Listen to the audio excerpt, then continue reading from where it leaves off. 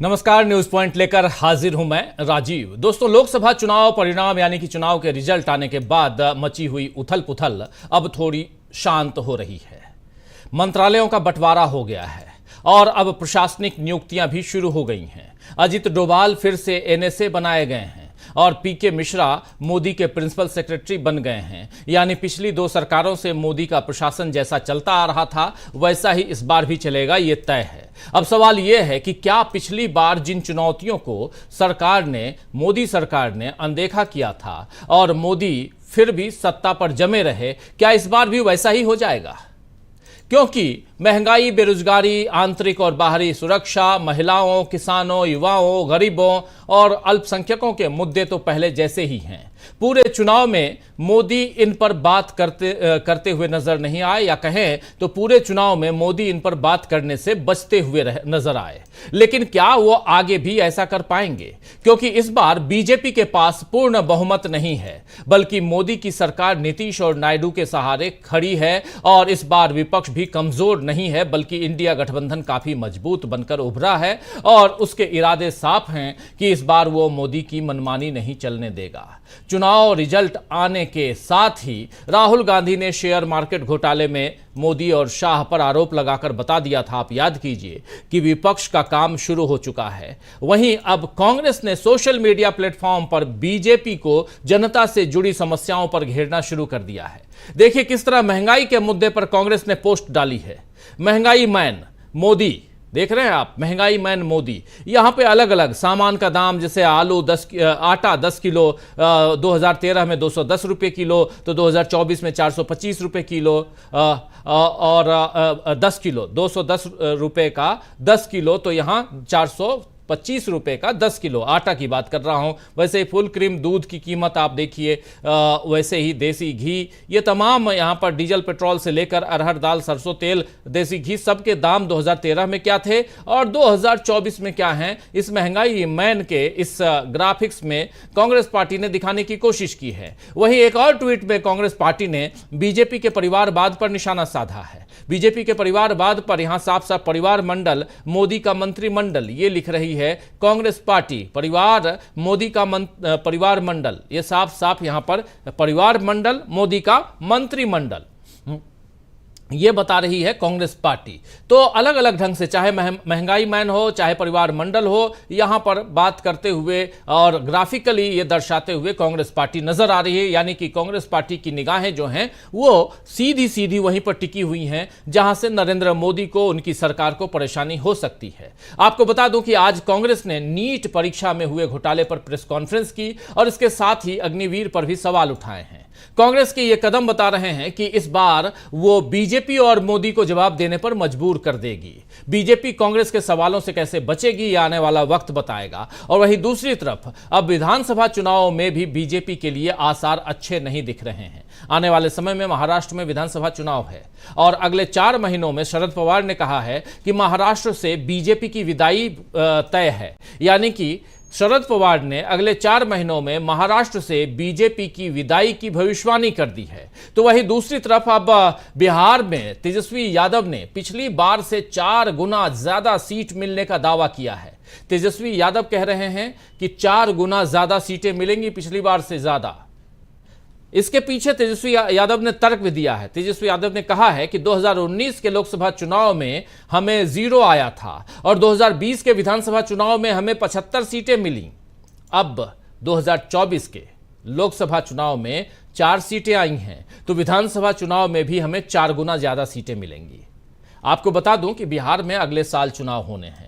Nitish Kumar NDA में शामिल हो गए हैं, इसीलिए उनके सामने अब जनता के बीच साख बचाने की चुनौती है। और यहीं दूसरी तरफ अगर देखें तो यही चुनौती बीजेपी को भी है, जो जातिगत जनगणना, आरक्षण और विशेष राज्य जैसे मुद्दों पर घिर सकती है। और जेडीयू से इन्हीं मुद्दों पर उसकी अनबन भी हो सकती है। आपको यह भी बता दूं दोस्तों कि केंद्रीय कानून और न्याय राज्य मंत्री, स्वतंत्र प्रभार वाले अर्जुन राम मेघवाल ने पदभार संभालते हुए कहा है कि यूसीसी अभी भी मोदी सरकार के एजेंडे का हिस्सा है। उन्होंने साफ साफ, अर्जुन राम मेघवाल का कहना है कि यूसीसी अभी भी मोदी सरकार के एजेंडे का हिस्सा है। वहीं जेडीयू के राष्ट्रीय महासचिव केसी त्यागी ने कहा है कि जेडीयू यूसीसी के खिलाफ नहीं है, लेकिन हम चाहते हैं कि इस मुद्दे पर आम सहमति बने। बिहार के मुख्यमंत्री नीतीश कुमार ने, आप याद कीजिए, 2017 में यूसीसी पर विधि आयोग को एक चिट्ठी लिखी थी, एक खत लिखा था, और उस खत में क्या कुछ लिखा था वो भी बताऊंगा। लेकिन 2017 में अपने पत्र में नीतीश कुमार ने जो लिखा था वो सुनिए। लिखा था उन्होंने कि सरकार को समान नागरिक संहिता लाने का प्रयास करना चाहिए। ये कोशिश स्थायी और टिकाऊ हो, इसके लिए व्यापक तौर पर आम सहमति बनानी चाहिए। इसे किसी आदेश द्वारा नहीं थोपा जाना चाहिए। ये 3 सेंटेंस पढ़ के आपको सुना रहा हूं। जेडीयू ने यह भी कहा है कि यूसीसी को किसी राजनीतिक साधन के रूप में नहीं बल्कि सुधार के रूप में देखना चाहिए। वहीं केसी त्यागी ने अग्निवीर योजना को लेकर कहा है कि इससे मतदाता नाराज हैं। जी हां, अग्निवीर योजना से मतदाता नाराज हैं। हमारी पार्टी चाहती है कि जिन कमियों पर जनता ने सवाल उठाए हैं उन पर विस्तार से चर्चा की जाए और उन्हें दूर किया जाए। इस तरह के बयानों से समझा जा सकता है दोस्तों कि जेडीयू और बीजेपी के बीच मुद्दों को लेकर अभी से ठन गई है। वहीं बिहार में एनडीए में बिखराव की आशंका भी दिख रही है, क्योंकि उपेंद्र कुशवाहा ने एक अखबार की कटिंग के साथ में ट्वीट किया। एक अखबार की कटिंग साझा की है, उसके साथ ट्वीट किया। ये अखबार की कटिंग, उसके साथ जो लिखा है इस ट्वीट में उन्होंने, वो बहुत इंपॉर्टेंट है। इस ट्वीट में उपेंद्र कुशवाहा लिख रहे हैं कि एनडीए के सभी घटक दलों के नेताओं से करबद्ध निवेदन है कि ऐसी खबरों को पब्लिक डोमेन में जाने से रोकें, बचें, क्योंकि इस तरह की खबरें हमारे आपस में कटुता बना सकती हैं, आरोप प्रत्यारोप की स्थिति को जन्म दे सकती हैं। चुनाव रिजल्ट, चुनाव परिणाम की समीक्षा अति आवश्यक है, परंतु यह हमारा यानी एनडीए का आंतरिक मामला है। इसका मकसद हमारी कमियां ढूंढकर मिलजुल कर उसको दूर करना है, ताकि आगामी विधानसभा चुनाव की फुल प्रूफ रणनीति बनाई जा सके। सार्वजनिक मंच पर चर्चा हमारे मूल मकसद को ध्वस्त कर सकती है। उधर विरोधी आग में घी डालने के लिए तो बैठा ही है। अतः हम सबको गंभीर होकर अर्जुन की तरह बिहार को फिर से 2005 के पहले वाली स्थिति में ले जाने से रोकने के लिए पुनः एनडीए सरकार की स्थापना के अपने लक्ष्य पर ध्यान केंद्रित करना चाहिए। ये लिख रहे हैं उपेंद्र कुशवाहा, जो हार गए, अपनी सीट नहीं बचा पाए, जीत नहीं पाए। दरअसल खबर छपी, इस अखबार में क्या खबर छपी? खबर यह छपी कि जेडीयू के वोट बीजेपी को ट्रांसफर नहीं हुए। यह बात बीजेपी की एक समीक्षा बैठक में सामने आई है और उपेंद्र कुशवाहा चाहते हैं कि यह खबर बाहर ना आए, क्योंकि इससे आपसी कटुता बढ़ सकती है। तो कुल मिलाकर बीजेपी के सामने चुनाव जीतने और सत्ता पर काबिज होने के बावजूद कई चुनौतियां हैं, और इनसे बीजेपी कैसे निपटेगी और क्या एनडीए को एकजुट रख पाएगी बीजेपी, या क्या एनडीए को एकजुट रख पाएंगे नरेंद्र मोदी, इस पर आज चर्चा करेंगे। लेकिन उसके साथ साथ एनडीए में के अंदर जो ये बड़ी उथल पुथल है उसको हम समझने की कोशिश करेंगे। एक तरफ उपेंद्र कुशवाहा कह रहे हैं कि अंदर खाने जो मीटिंग चल रही है वो बाहर ना आए, लेकिन उस मीटिंग के मुद्दों को, उस मीटिंग की बातों को कौन बाहर लेके आ रहा है, ये समझना बहुत जरूरी है। दूसरी तरफ केसी त्यागी, नीतीश कुमार, इन सब की बातें बिहार से लगातार आ रही हैं। महाराष्ट्र से जो खबरें आ रही हैं, कल आपने सुना इसी चर्चा में जो हमने शिंदे साहब की बात, एकनाथ शिंदे की बात बताई थी, जो कह रहे थे कि 400 पार का जो नारा था वो कहीं ना कहीं हमारे लिए वो घातक साबित हुआ। अगर एकनाथ शिंदे का वो बयान है अभी अपने सामने, तो जिसको जरूर ले आइए स्क्रीन पर और उस बयान को देखते हैं, क्योंकि कह रहे हैं कि 400 पार का जो नारा था, नरेंद्र मोदी ने वो नारा दिया था। क्या नरेंद्र मोदी को सीधी चुनौती एकनाथ शिंदे दे रहे हैं?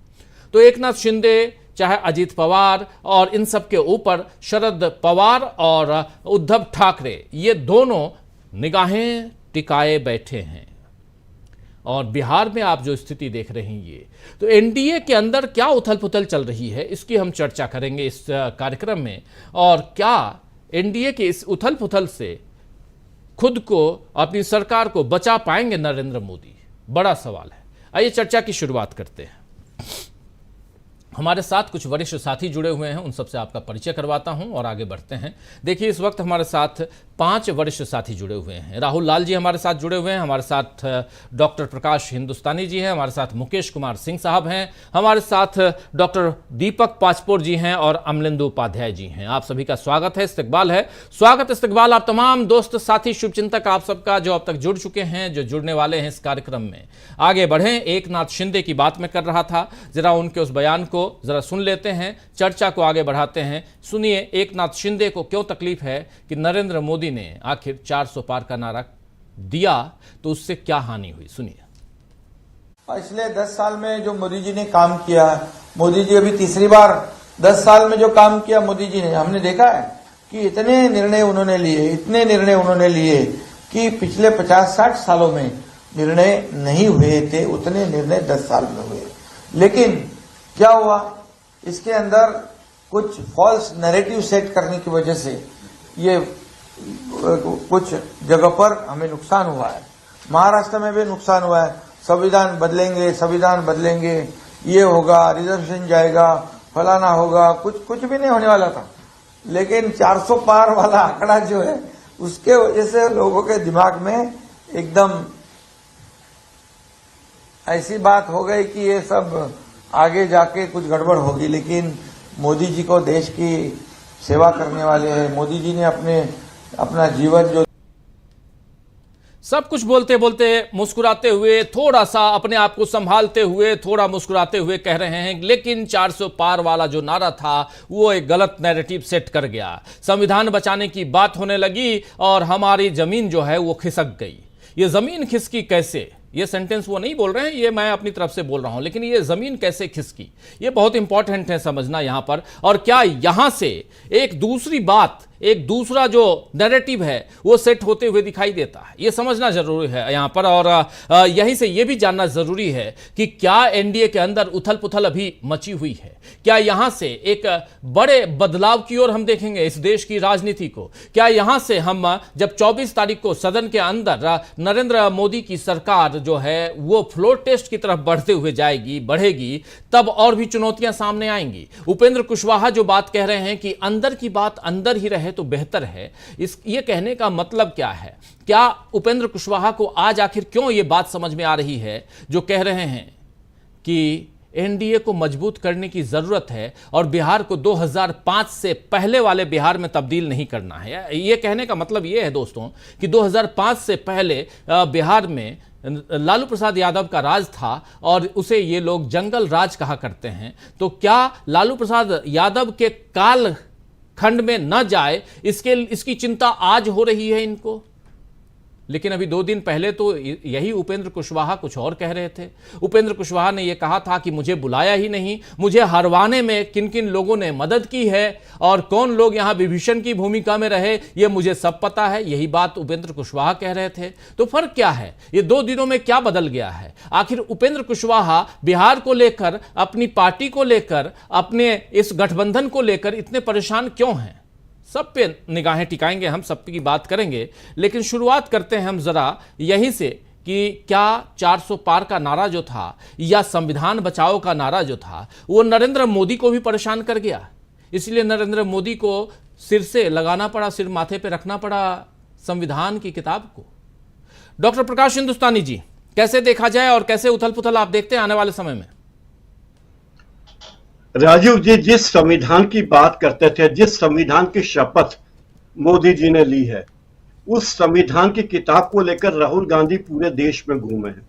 उन्होंने पूरे देश की जनता को संविधान की किताब दिखाई है और बताया कि दोस्तों, मतदाताओं, भाइयों, बहनों, मोदी जी और उनकी सरकार इस संविधान में बदलाव करना चाहती है।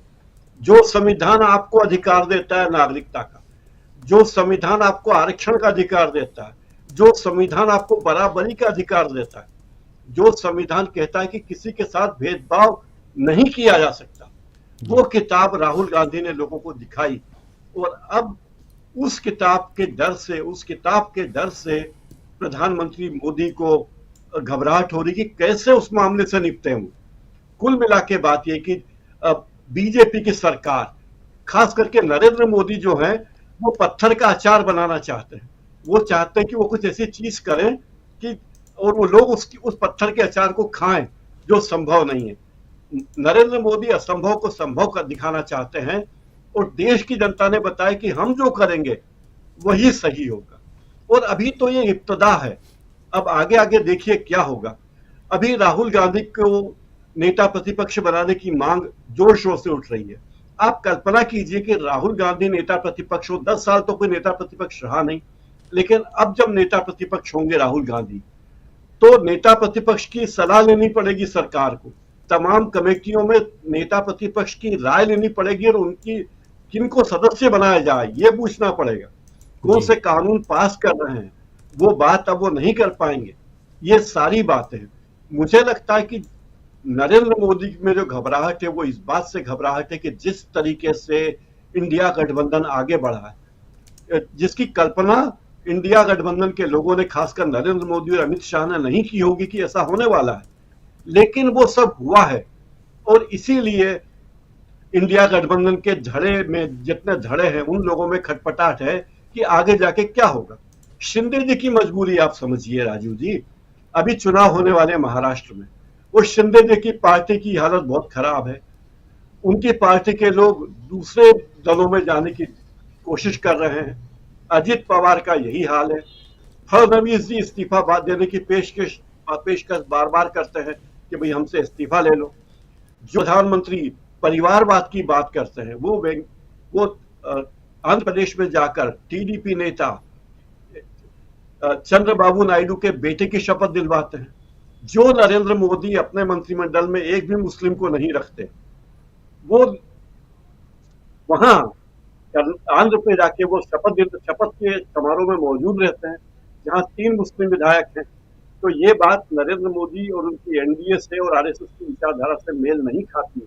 ये क्या हो रहा है जी। दूसरी एक सबसे बड़ी बात यह है कि जिस तरीके से परिवारवाद की बात मोदी जी करते रहे और चंद्रबाबू ने अपने बेटे को मंत्री बना दिया, अब वो कुछ बोल नहीं सकते। चिराग पासवान को मंत्री बनाने वाले नरेंद्र मोदी कहते हैं कि परिवारवाद बुरा है, क्योंकि जब वो परिवारवाद की बात करते हैं तो वो केवल लालू प्रसाद यादव, तेजस्वी यादव का भय उन्हें दिखता है, राहुल गांधी का भय उन्हें दिखता है और वे परिवारवाद की बात करते हैं। अब देखिए, सुप्रिया सूले के सामने हारने वाली उनकी ननद अजित पवार उनकी भाभी हैं। हाँ, उनकी भाभी, उनको वो राज्यसभा में भेजने के लिए तैयार कर रहे हैं। तो भाई अब क्यों मान रहे हो आप?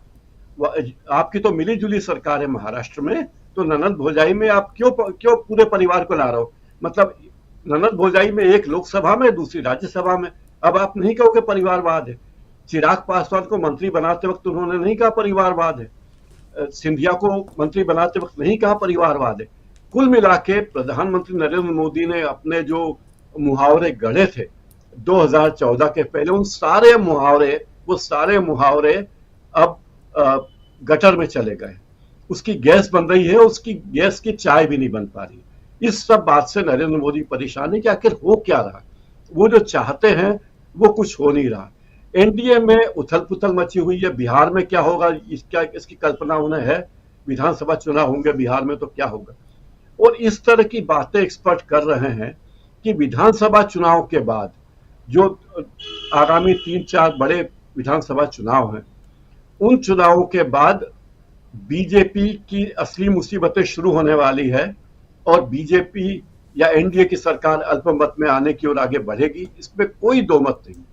अभी तो उपचुनाव होने वाले हैं कुछ सीटों पर, उन उपचुनाव में भी अंदाज लग जाएगा कि बीजेपी या एनडीए के साथ कितने लोग हैं।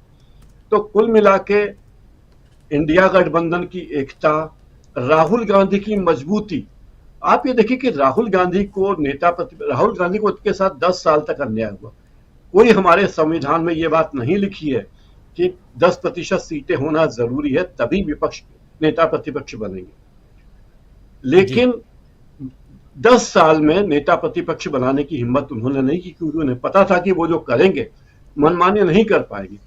आम आदमी पार्टी को गाली देने वाली एनडीए के दल दिल्ली विधानसभा में नेता प्रतिपक्ष का पद स्वीकार कर लेते हैं, जिनको 70 में से केवल 3 सीटें मिली है। तो ये सारी बातें गंभीर है। और एक बात देखिए, जब नेता प्रतिपक्ष बन जाएगा तो न ये चुनाव आयुक्त अपने मनमर्जी से बना सकेंगे, न ईडी का प्रमुख अपनी मर्जी से बना सकेंगे, न दूसरे कुछ महत्वपूर्ण पद है, संवैधानिक संस्थाएं वहां अपनी मनमानी कर सकेंगे। उन्हें सलाह लेना जरूरी है। जो सबसे बड़ी बात यह होगी कि जो गोदी मीडिया है उससे राहुल गांधी को तवज्जो देनी पड़ेगी। यहां तक कि दूरदर्शन को भी राहुल गांधी को तवज्जो देनी पड़ेगी नेता प्रतिपक्ष के रूप में, आधिकारिक रूप से उनके बयान को दिखाना पड़ेगा, कैबिनेट मंत्री का ओहदा उनका होगा। तो ये सारी बातें नरेंद्र मोदी भविष्य की कल्पना से, परिकल्पना से चिंतित है। उन्हें लगता है कि अब उनके लिए एक एक दिन, एक एक घड़ी बहुत भारी पड़ रही है। राजीव जी बहुत इंपॉर्टेंट दिशा में आप इस डिबेट को, इस चर्चा को लेकर चले गए हैं डॉक्टर प्रकाश हिंदुस्तानी जी, कि राहुल गांधी अगर यहाँ या राहुल गांधी की जगह पे कोई भी दूसरे, हो सकता है गौरव गोगोई हो, उनका नाम भी चल रहा है, राहुल गांधी अगर स्वीकार नहीं करते हैं इस पद को, तो हालांकि हम लोगों का कहना है कि ऐसे पदों को और चुनौतीपूर्ण पदों को राहुल गांधी को स्वीकार करना चाहिए और उनको सामने आना चाहिए। नेता प्रतिपक्ष अब खुले तौर पर इंडिया गठबंधन के पास होगा, इस देश के पास होगा, और जो कैबिनेट मंत्री का दर्जा होगा जिसके पास में। लेकिन इसके साथ साथ एक इंपॉर्टेंट पहलू जिसकी तरफ आप इशारा कर रहे हैं वो ये है कि अब सरकार को कुछ भी फैसले लेने से पहले नेता प्रतिपक्ष से भी बात करनी होगी और मीडिया को भी नेता प्रतिपक्ष से बात करनी होगी। इन सारी चीजों को अगर देखिए तो देश में अभी तक जो निरंकुश टाइप से अगर सरकार चल रही थी, जहां कहीं भी एक कंट्रोल नहीं था, वो कंट्रोल नेता प्रतिपक्ष के रूप में दिखाई देगा और यहां से एक जबरदस्त कहें तो चुनौती पेश होती हुई नरेंद्र मोदी के सामने दिखाई देती है। दूसरी तरफ एक महत्वपूर्ण बात जो अभी अभी सूचना आई है कि 25-24 जून से इसी अगले सप्ताह सोमवार, ये कमिंग सोमवार नहीं, उसके आगे वाला 17 नहीं बल्कि 24 वाला 24 तारीख सोमवार से लोकसभा की शुरुआत हो रही है और 25 तारीख तक नाम देना है लोकसभा अध्यक्ष के लिए। 25 तक नाम देना है, 25 तक नाम देना है और 26 को लोकसभा अध्यक्ष का चुनाव होना है। यह भी महत्वपूर्ण पहलू है कि आखिर अध्यक्ष कौन होगा, लोकसभा में स्पीकर का पद किसके हवाले जाता है, यह देखना दिलचस्प होगा। क्या यहां पर इंडिया गठबंधन अपनी तरफ से वैसे कैंडिडेट को उतारेगा जो कैंडिडेट चंद्रबाबू नायडू और नीतीश कुमार के लिए भी परेशानी का सबब बने?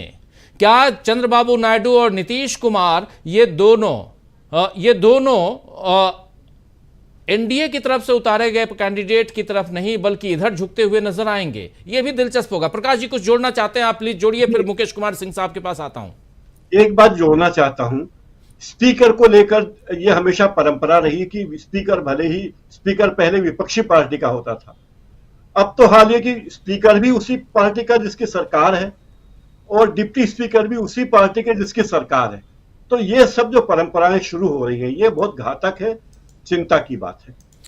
डिप्टी स्पीकर तो है ही नहीं डॉक्टर प्रकाश हिंदुस्तानी जी, डिप्टी स्पीकर तो 10 साल हो गए नहीं है, चुनाव ही नहीं किए। कितनी बार बोले हम लोग भी अपनी इसी चर्चा में, कितनी बार हम लोगों ने चर्चा की कि आखिर डिप्टी स्पीकर कहाँ हैं? लोकसभा के उपाध्यक्ष की आज तक आपने वैकेंसी पूरी ही नहीं की। मतलब देश में, राज्यों में भी यही हाल है, यहां तक कि मध्य प्रदेश में भी यह हाल है कि कोई डिप्टी स्पीकर है ही नहीं।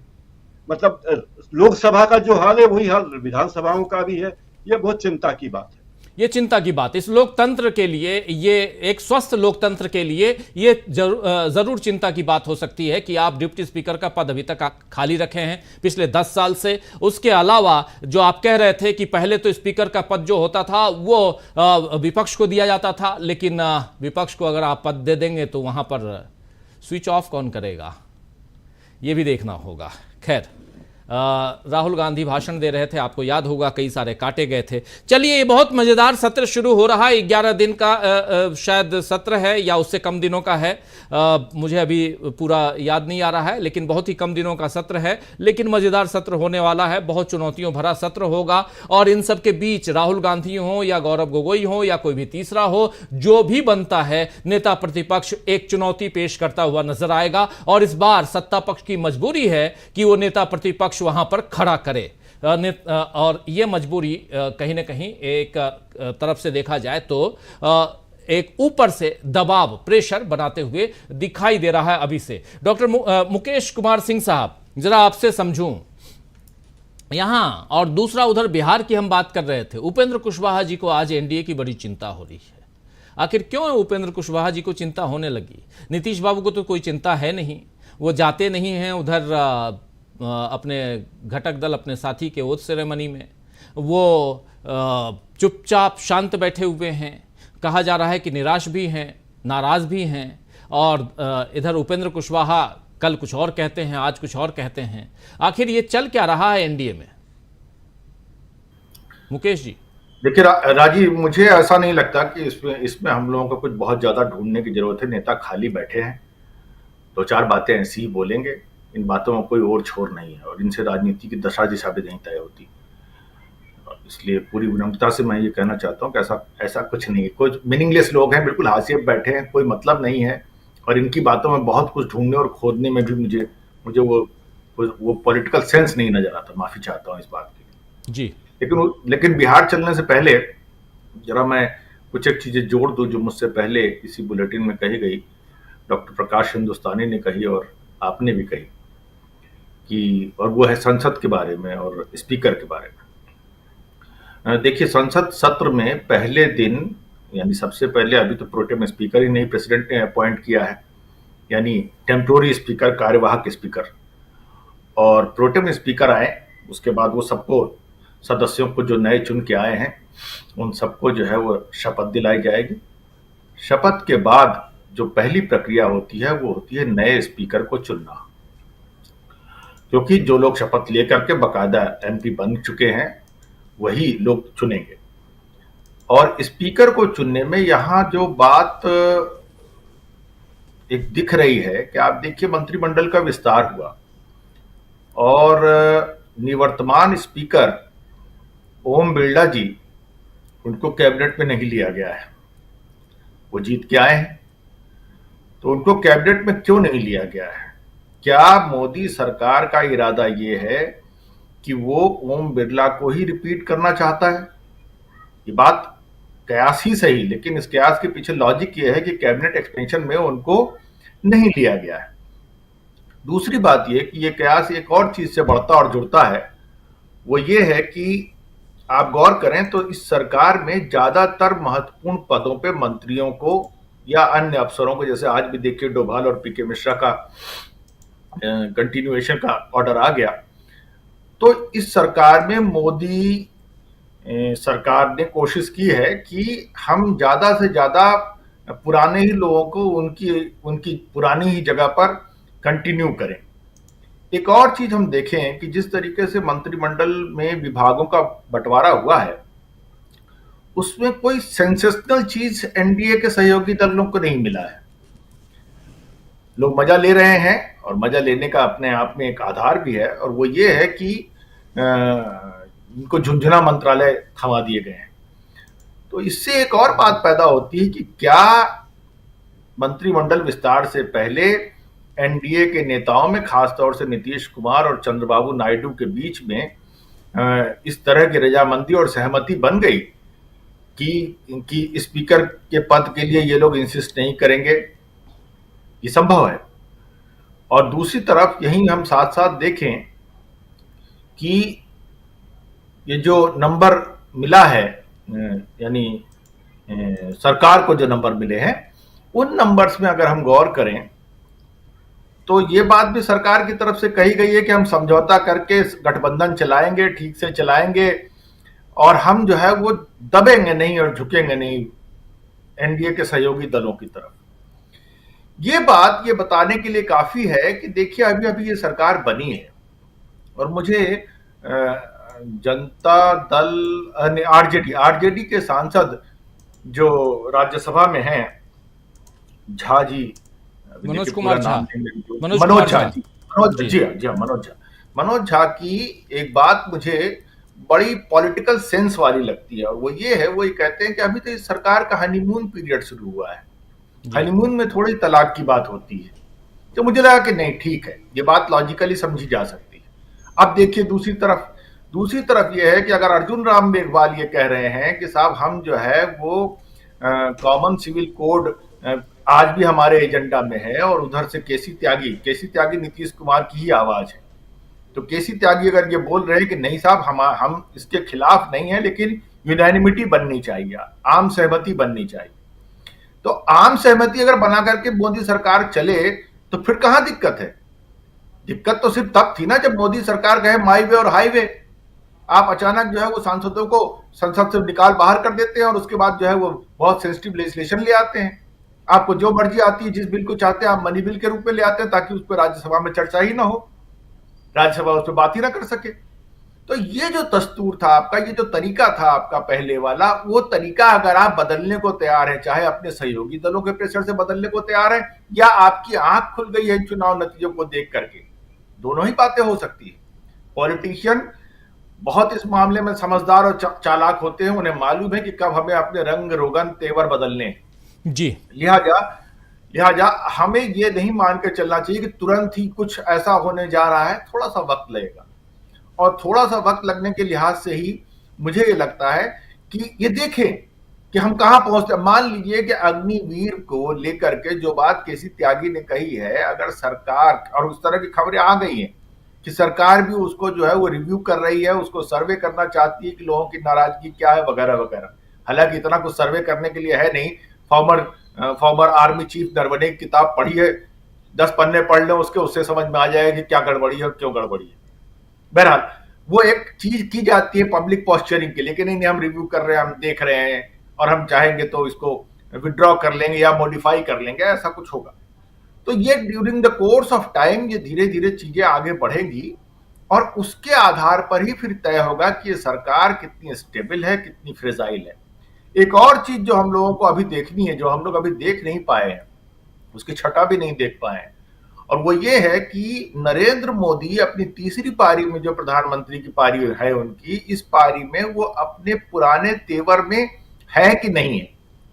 एक टुकड़ा जरूर इसका छोटा सा दिखा था जिस दिन वो सेंट्रल हॉल में अपनी एनडीए की पार्लियामेंट्री पार्टी की मीटिंग में जो है वो संविधान को एक तरफ तो उन्होंने सिर पे लगाया और दूसरी तरफ वो कहने लगे कि हाँ मुझे तो, मैं पूछना चाहता हूँ ईवीएम जिंदा है कि नहीं।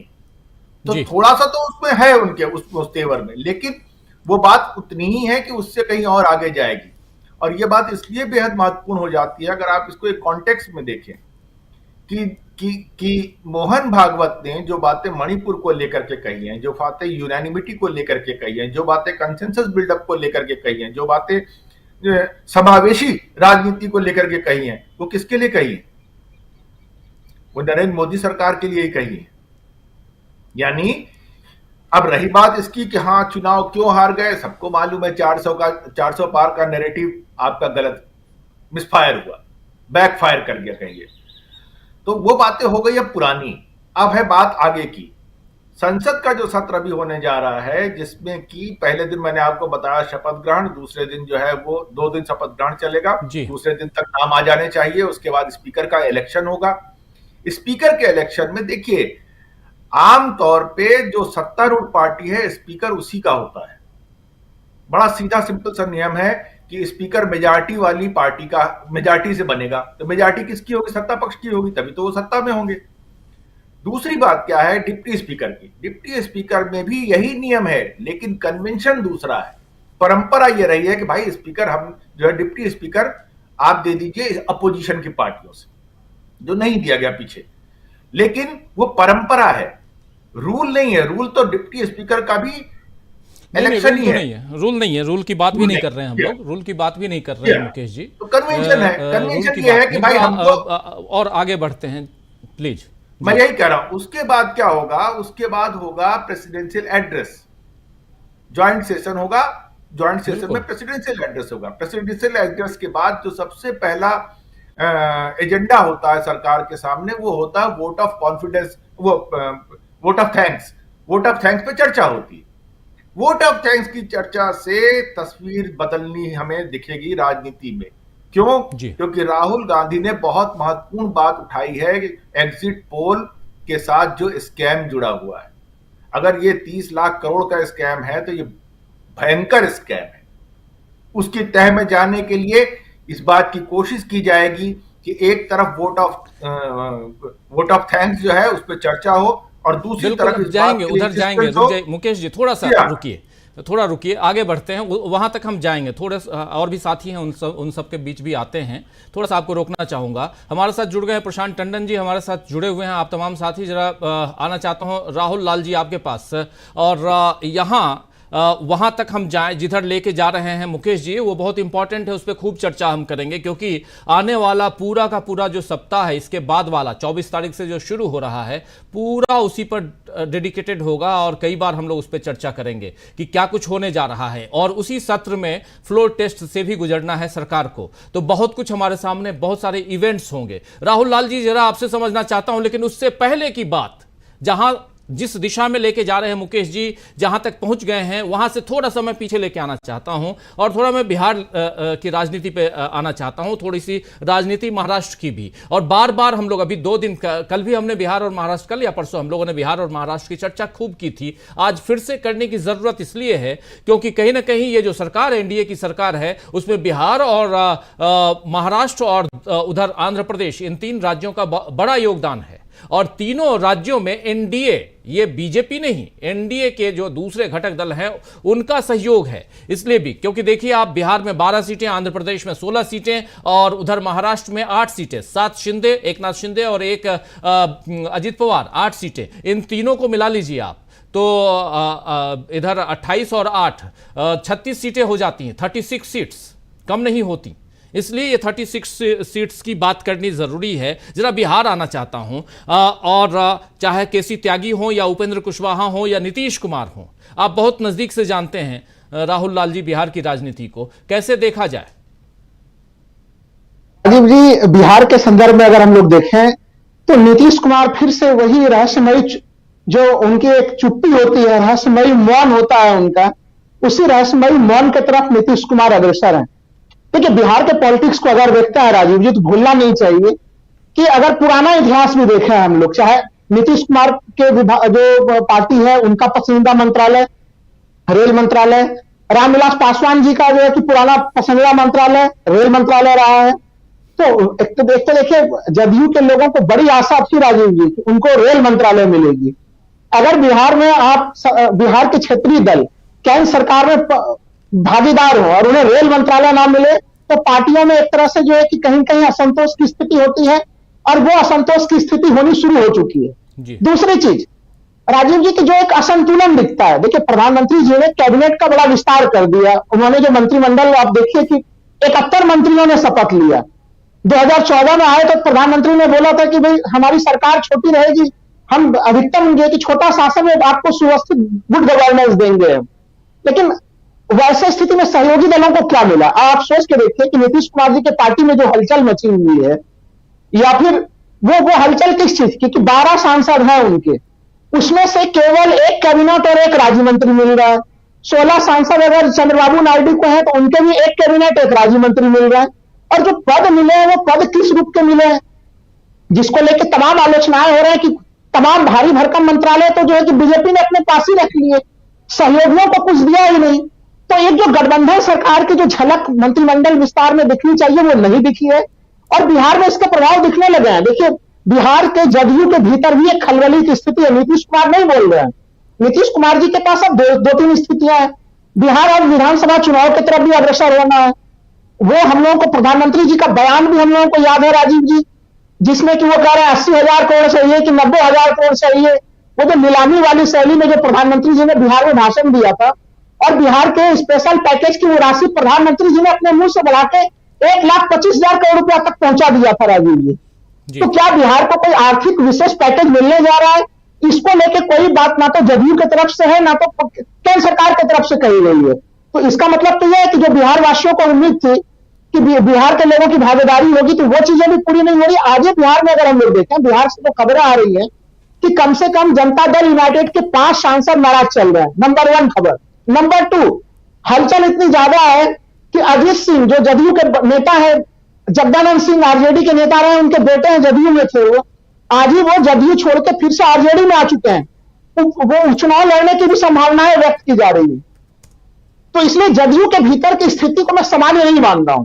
जदयू के भीतर एक असामान्य स्थिति है, और वो असामान्य स्थिति बिहार के ऊपर भी है। तो ऐसे स्थिति में देखिए, अगर नीतीश कुमार को जब भी लगता है कि उनका पार्टी खतरे में है, संकट में है, तो जो अगर वैसे स्थिति में वो उनको यू टर्न लेने में समय नहीं लगेगा, और जो लोकसभा अध्यक्ष की बात कर रहे हैं, स्पीकर चुनाव की बात कर रहे हैं, उस समय वो किसी भी मुद्रा में वो प्रकट हो सकते हैं बिहार के राजनीति के संदर्भ में।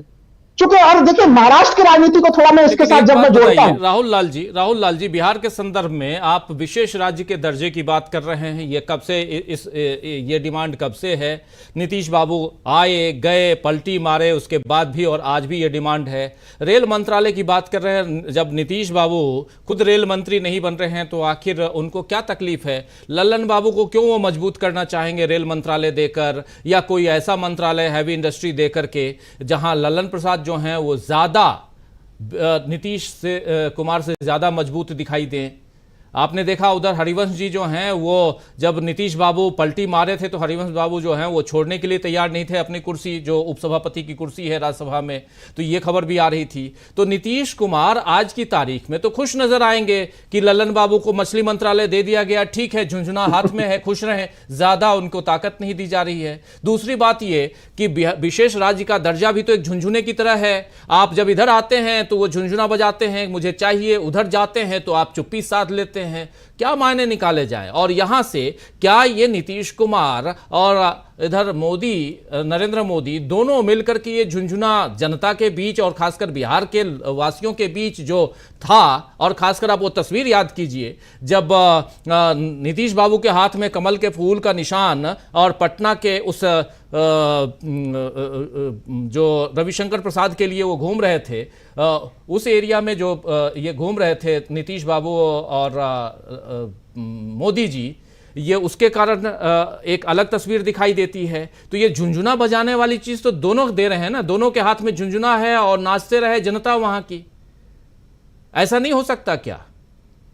राजीव जी बहुत गंभीर सवाल है आपके। देखिए मैं इसको 2-3 खंड में इसका उत्तर दूंगा। सबसे पहले चीज तो ये कि विशेष राज्य का दर्जा तो पुराना मामला पड़ चुका है। देखिए राजनीति के लिए मामला पुराना होगा, लेकिन विशेष राज्य के दर्जा के मामले को सबसे गंभीरता के साथ जदयू लगातार उठाते रही, आरजेडी के साथ भी जब वो लोग विपक्ष में रहे तब भी उठाते हुए रहे। बिहार में देखिए चुनाव होने वाला है राजीव जी, चुनाव में जब जाएंगे तो जो सवाल अभी आपने पूछे हैं उन सवालों का उत्तर जदयू को देना पड़ेगा। आरजेडी कोई केंद्र सरकार में भागीदार नहीं बनी है, ना तो आरजेडी जो है कि भागीदार बनी है, बिहार सरकार में वो भागीदार है इस समय।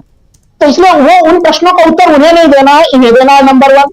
नंबर 2 कि देखिए जो चीजें पटना में घटना घटी थी जिसमें प्रधानमंत्री ने अपना चुनाव चिन्ह, कमल चुनाव चिन्ह नीतीश कुमार जी के हाथों में पकड़ा दिया था, उसको भी, उसके संदेश भी बिहार में अच्छे नहीं रहे। देखिए उस संदर्भ में अच्छे नहीं रहे। लोग कहेंगे कि तब तो सीटें कैसे आ गई?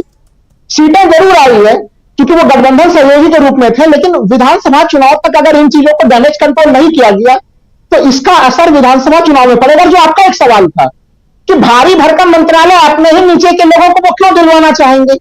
देखिए नीतीश जी तो नहीं दिलवाना चाहेंगे सर, लेकिन नीतीश जी के पार्टी के लोग भी, उनकी भी राजनीतिक महत्वाकांक्षाएं, जो बाकी 12 सांसद है उनकी महत्वाकांक्षाएं हैं। तभी बिहार से ये खबरें आ रही है कि वहां पे कहीं दाएं से बाएं होने वाली स्थिति ना हो जाए। देखिए पहले जो सरकार चल रही थी, बीजेपी की पूर्ण बहुमत की सरकार थी, और उसमें किसी को कोई संभावना नहीं दिखती थी राजीव जी कि कुछ दूसरा परिदृश्य हो सकता है, इसलिए लोग कड़वी घूट पीकर भी रह जा रहे थे। लेकिन आज की परिस्थितियां अलग है।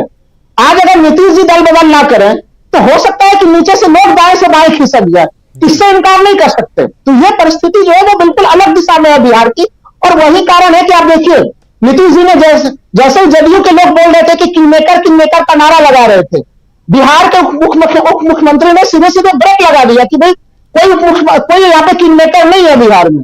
तो एक तरह से नीतीश को और जदयू को दबाने की कोशिशें हर तरफ से जारी है और इसकी प्रतिक्रिया संभावित है। लेकिन जो एक चीज जो मैं महत्वपूर्ण चीज कहना चाह रहा था राजीव जी, कि देखिए हम लोग नीतीश जी पे, चंद्रबाबू नायडू इन सभा पे बातचीत कर रहे हैं, लेकिन ध्यान होना चाहिए कि शपथ ग्रहण के दिन पहली आपत्ति किसके तरफ से आई? पहली आपत्ति जो है एनसीपी अजित पवार के समूह की तरफ से आ गई। एक सांसद है हमारे, अगर एक सांसद के साथ जीतन राम मांझी को कैबिनेट में दर्जा मिल सकता है तो यहाँ पे उनको राज्य मंत्री का दर्जा मिल रहा था। और ये दूसरी आपत्ति राजीव जी आरएसयू की तरफ से, झारखंड में जो भारतीय जनता पार्टी की सहयोगी पार्टी है उनके तरफ से भी आई कि उन्हें भी मंत्रिमंडल में कोई प्रतिनिधित्व नहीं मिला है। वहां से फिर शिवसेना शिंदे गुट की तरफ से आपत्तियां आप देख लीजिए, और शिवसेना शिंदे गुट के तो खुलेआम सब लोग मान के चल रहे हैं कि अगर लंबे समय तक उन्हें प्रतिनिधित्व नहीं मिला तो वो पार्टी टूट सकती है, उसका विलय किसी दूसरे खेमे में हो सकता है। तो एक तरह से चंद्रबाबू नायडू और नीतीश कुमार के अतिरिक्त भी कई सारे ऐसे छोटे छोटे घटक दल हैं जो एक एक लोग हैं जिनको प्रतिनिधित्व नहीं मिला है, वहां पे भी काफी हलचल की स्थिति बनी हुई है राजीव, जिसमें एनडीए के भीतर ऊपर से खामोशी और अंदर से काफी भयानक हलचल हम लोग देख पा रहे हैं। जी जी जी राहुल लाल जी, एक बहुत इंपॉर्टेंट बात अभी आप कह रहे हैं, उसी चर्चा को आगे बढ़ाते हैं। प्रशांत टंडन जी, आपके पास आना चाहता हूं। प्रशांत जी, अमूमन ये देखा जाता है कि जो सत्ता पक्ष पर काबिज हो मतलब सत्ता पक्ष का हिस्सेदार होता है, उसका कुनबा बढ़ जाता है, जल्दी जल्दी धीरे धीरे बढ़ता जाता है। लेकिन अभी पिछले 4 तारीख से लेकर के आज 13 तारीख है, मतलब लगभग 8 दिन बीत रहे हैं, 9वां दिन है आज।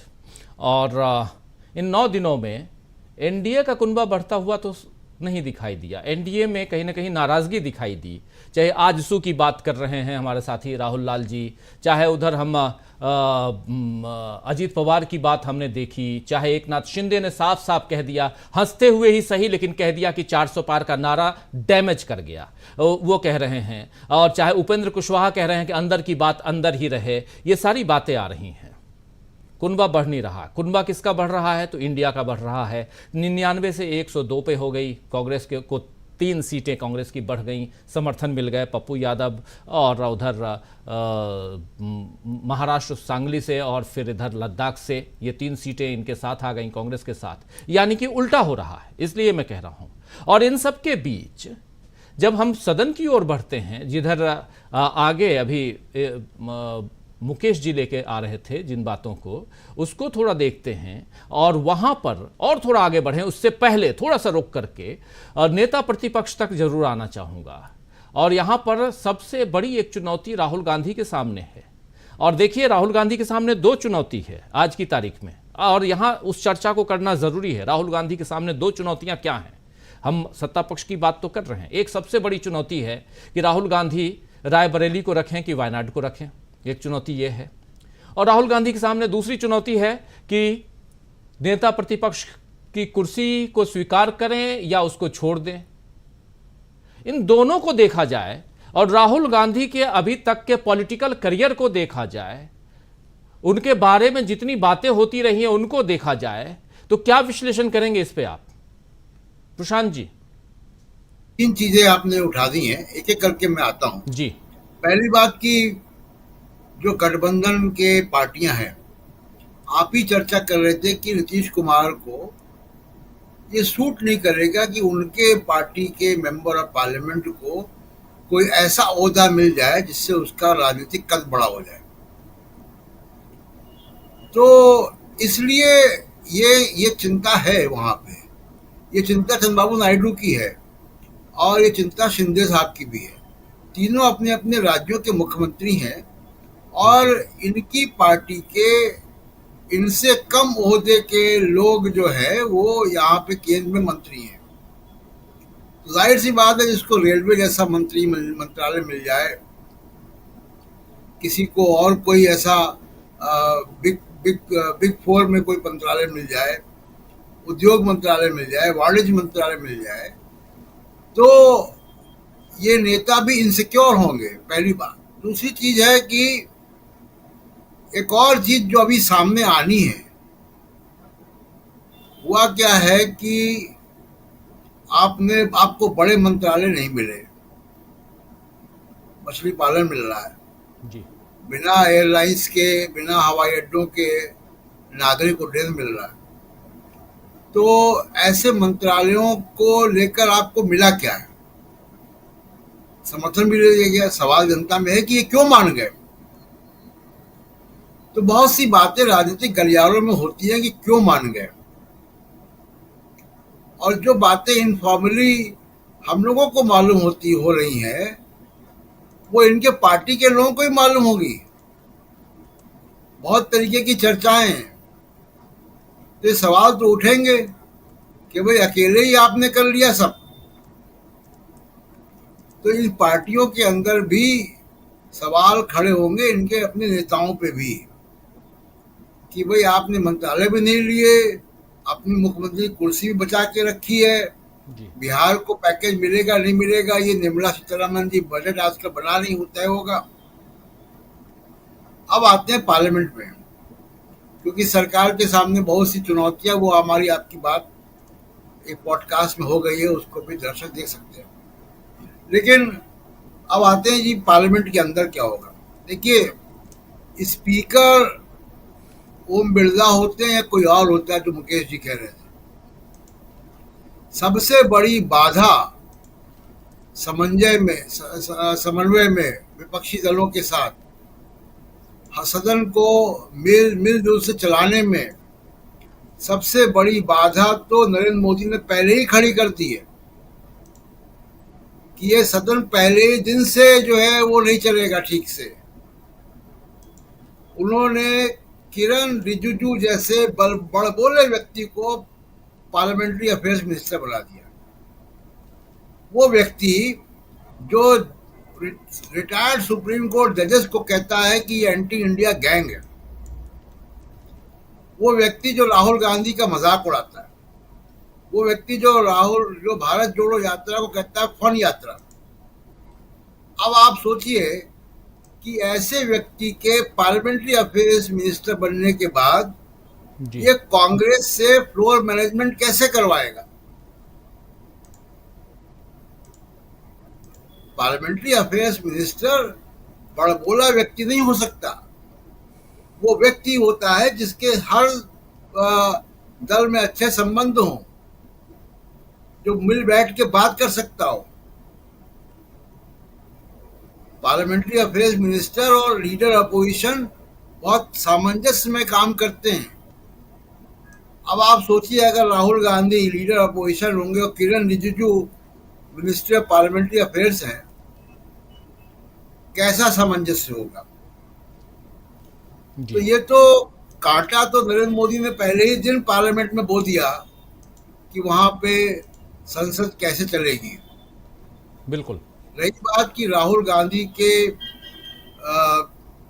नेता प्रतिपक्ष बनने की, मेरी राय है कि उनको इसको लेना चाहिए अब जिम्मेदारियों को से, क्योंकि ये मैंडेट जो आया है उसमें राहुल गांधी की बड़ी मेहनत है। अगर नरेंद्र मोदी सिंगौल को गले के आगे न झुक कर भारत के संविधान को माथे पे लगा रहे हैं, तो उनकी वैचारिक हार को इंश्योर करने की बात राहुल गांधी ने की है। पूरे चुनाव में वो लाल रंग की संविधान का पॉकेट एडिशन लेके घूमते रहे और जनता ने सबक सिखाया ही है। असली ताकत जनता की है। लेकिन अगर राहुल गांधी ये मैंडेट लेकर आए हैं, विपक्ष की इतनी बड़ी संख्या आई है जिसमें बाकी दलों की भी अच्छी भागीदारी है, तब राहुल गांधी को नेता प्रतिपक्ष का, केवल नेता प्रतिपक्ष नहीं, एक शैडो कैबिनेट भी बनानी चाहिए। तो नेता प्रतिपक्ष का उनको जिम्मेदारी लेनी चाहिए और डिप्टी स्पीकर के लिए भी जोर बनाना चाहिए। दोनों बातें जो मुकेश कह रहे, डिप्टी स्पीकर भी जरूरी है। बिल्कुल बिल्कुल, दोनों चीजें तभी आगे की बात होगी। जी बिल्कुल। यहाँ महत्वपूर्ण बात, दो बातें महत्वपूर्ण हो रही हैं। एक कि राहुल गांधी को नेता प्रतिपक्ष के रूप में ये जो पद है ये स्वीकार करना चाहिए। सीडब्ल्यूसी की बैठक हुई थी और वहां भी ये बातें कही गई थी, रखी गई थी और राहुल गांधी के ऊपर छोड़ा गया था, कांग्रेस वर्किंग कमेटी ने छोड़ा था कि अब ये राहुल गांधी तय करें कि उन्हें ये पद स्वीकार है या नहीं है, क्योंकि ये पद इस बार नेता प्रतिपक्ष का अब पूर्ण रूप से आ रहा है। इसलिए 10 साल में नेता प्रतिपक्ष नहीं रहा सदन के अंदर, लेकिन अभी है, मिलने जा रहा है। तो इस पद पर राहुल गांधी को विराजमान होना चाहिए और एक मजबूती के साथ नेता प्रतिपक्ष का काम भी करना चाहिए। दूसरी तरफ अभी हमने एक पोल लगाया हुआ है कमेंट बॉक्स में, आप लोग देख सकते हैं दोस्तों। कमेंट बॉक्स में जाइए और वहां सवाल यह है कि राहुल गांधी को कौन सी सीट छोड़नी चाहिए। रायबरेली और वायनाड दोनों सीटें राहुल गांधी के खाते में आई हैं। राहुल गांधी दोनों सीटों पर 3 लाख से ज्यादा मतों से जीत के आए हैं और यहाँ लेकिन राहुल गांधी को एक सीट छोड़नी होगी, तो आपके हिसाब से कौन सी सीट छोड़नी चाहिए? आप यहाँ पोल कर सकते हैं और इस प्रोग्राम के आखिर में हम देखेंगे कि कितने प्रतिशत लोगों ने किस सीट के लिए अपना मत दिया है। सवाल यह है कि कौन सी सीट छोड़नी चाहिए, वो देखिएगा आप। वायनाड और रायबरेली, पहले नंबर पर रायबरेली है, दूसरे नंबर पर वायनाड है, और आप अपना वहां पर निशान लगा के बता सकते हैं। चर्चा आगे बढ़ाते हैं और आना चाहता हूं डॉक्टर दीपक पाचपोर जी आपके पास। दीपक जी, आपसे भी समझना चाहता हूं, यहां पर जो 3 राज्य हैं, महाराष्ट्र को बहुत नजदीक से आप जानते हैं, जरा समझना चाहता हूं आपसे, महाराष्ट्र में ठीक है बहुत ज्यादा सीटें नहीं हैं, बीजेपी के पास भी हैं, लेकिन इधर शिंदे और अजीत पवार दोनों मिलाकर 8 सीटें बनती हैं। और ये जो 3 राज्यों की मैं बात कर रहा था, महाराष्ट्र, आंध्र प्रदेश और बिहार, ये तीनों मिलकर 36 सीटें होती हैं। और इन 36 सीटों में कहीं ना कहीं पूरा का पूरा ये जो एनडीए सरकार है यहीं पे टिकी हुई, यानी कि एपी सेंटर या केंद्र धुरी जो भी कहें, वो यही 3 राज्य हैं इस सरकार के। और वैसे में एकनाथ शिंदे का कल का ये बयान कितना मायने रखता है आपके नजर से, समझना चाहता हूं। और क्या यहां से ये बात समझ में आ रही है साफ साफ जो इनके घटक दल हैं के नेता हैं कि कुछ बड़बोलेपन के कारण यहां पर परिस्थितियां कभी डगमग कर रही हैं और कभी भी डगमगा सकती हैं, कभी भी यह सरकार गिर सकती है, जिसकी चर्चा पहले दिन से हो रही है, क्योंकि नरेंद्र मोदी की पार्टी हार चुकी है। 240 सीटें आई थी, 272 सीटें नहीं आई थी, और 10 साल में यह पहली दफा है कि नरेंद्र मोदी इस चुनाव में हार चुके हैं। खुद भी चुनाव हारते हारते जीते हैं। 1.5 लाख, एक प्रधानमंत्री के लिए 1.5 लाख कुछ नहीं होता, 1,52,000 मतों से जीतना।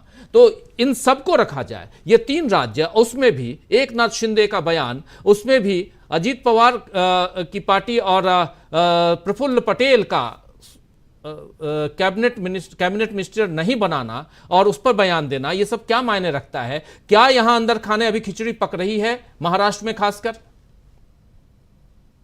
जी, हरिवंश राज्य की एक रचना है मधुशाला, उसकी एक रुबाई है कि बंद लगी होने खुलते ही मेरी जीवन मधुशाला। तो अगर कोई ये उम्मीद कर रहा है, पंखा चला रहे हैं या कुछ है, हवा के कारण वो हो रहा है, बंद कर सकते हैं तो बंद कर लीजिए बस 5 मिनट के लिए। मैं समझ रहा हूँ गर्मी का मौसम है और काफी गर्मी है। जी जी जी, तो थोड़ा सा मुझे फिर उसके लिए उठना पड़ेगा, मैं 1 मिनट के बाद उठता हूँ। जी जी, अभी आवाज क्लियर है? अभी थोड़ी क्लियर है, ठीक है जी जी जी जी। मैं मधुशाला की जिस रुबाई की बात कर रहा था कि उसमें लिखा गया है कि स्वागत के ही साथ विदा की होती देखी तैयारी, बंद लगी होने खुलते ही मेरी जीवन मधुशाला।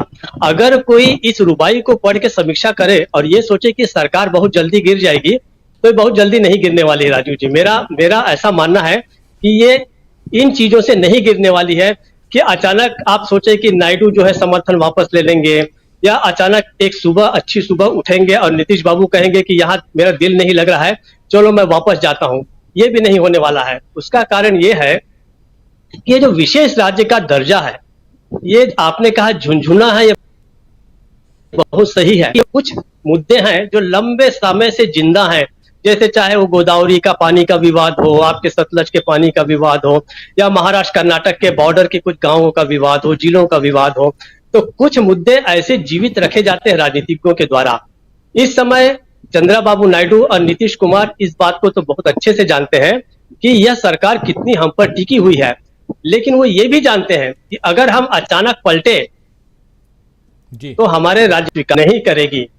अभी आप एकनाथ शिंदे की जो बात करें तो एकनाथ शिंदे ने कोई बहुत बड़ी बात नहीं की है। इस बात को रतन शारदा का जो लेख है ऑर्गेनाइजर में, उसके ऊपर इन्होंने बड़ी डिटेल में बात की है और उन्होंने बताया है कि 400 का ऐसा लक्ष्य अपने लिए ले लिया मोदी जी ने और भारतीय जनता पार्टी ने, कि वही उसके लिए चुनौती बन गया। उसके बाद आज एक प्रशांत किशोर ने एक और बात कही है। वो हालांकि प्रशांत किशोर को कोट करना, लेकिन ठीक है, कभी कभी ऐसे लोगों का नाम ले लेने में कोई बहुत बुराई नहीं है। तो उन्होंने ये कहा है कि अभी विपक्ष के लिए आशा खत्म नहीं हुई है। विपक्ष के जीत की शुरुआत जो होगी वो 3 राज्यों से हो सकती है। वो है हरियाणा के विधानसभा का चुनाव, झारखंड का विधानसभा का चुनाव और एक महाराष्ट्र का विधानसभा का चुनाव। वहां से जो है वापिस जो इंडिया जो है वो बाउंस बैक करेगा और अच्छा खासा समर्थन जो है वहां से जुटाएगा। इसका एक मतलब तो यह है कि अचानक मध्यावधि चुनाव की कोई बहुत ज्यादा उम्मीद नहीं है।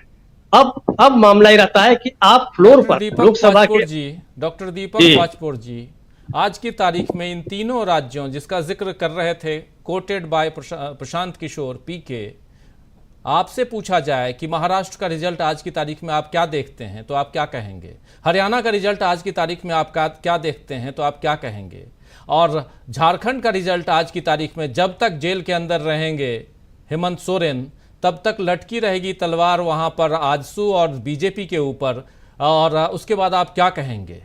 तो इसलिए प्रशांत किशोर यहाँ पर अपनी नौकरी खोज रहे हैं, ये मैं सीधे शब्दों में कह रहा हूं, क्योंकि या तो वो अभी एक खबर ये भी आ रही है कि वो पार्टी बनाने जा रहे हैं, आधिकारिक तौर पर पार्टी लॉन्च करने जा रहे हैं 2 अक्टूबर को, ये खबर भी आ रही है। दूसरी खबर है कि उनका जो काम है अभी तक मैनेजमेंट, चुनावी मैनेजमेंट का, उसके लिए इंडिया गठबंधन की तरफ दाने डाल रहे हैं, ये कहा जाए।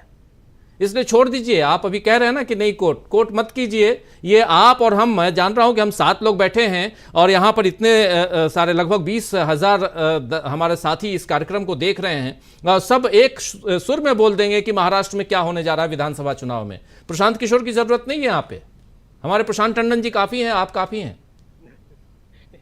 आप ठीक कह रहे हैं। मेरा ये कहना है कि जो असली लड़ाई जो शुरू होगी, जहां से जीत की शुरुआत होगी इंडिया की, वो बरास्ता इन 3 राज्यों से होगी और स्थिति मजबूत होगी। दूसरी बात, रतन शारदा के लेख में एक चीज को और बहुत जबरदस्त ढंग से आक्रमण किया गया है मोदी पर और भारतीय जनता पार्टी पे, वो था कि अजीत पवार जैसे व्यक्ति को आपने अपने साथ लेकर अपनी जो बहुत बड़ी जो साख थी उसको खत्म किया है। अब देखिए नाराजगी कहां पे शुरू होगी। मोदी साहब को अभी फिलहाल खतरा गिरने गुराने का नहीं है, और इंडिया के साथ जो लोकसभा में, राज्यसभा में उनको जैसा लड़ना है वो लड़ते रहेंगे। उनकी असली जो शुरुआत होगी पराजय की, वो होगी आरएसएस के अंदर बहुत बड़ा असंतोष है। अब आप देखिए, जिस अजीत पवार को लेने के मामले में ही आरएसएस इतना नाराज था, उसकी पत्नी को जो है उसको भी आप राज्यसभा में ले आते हैं, तो क्या इसका असर नहीं होगा।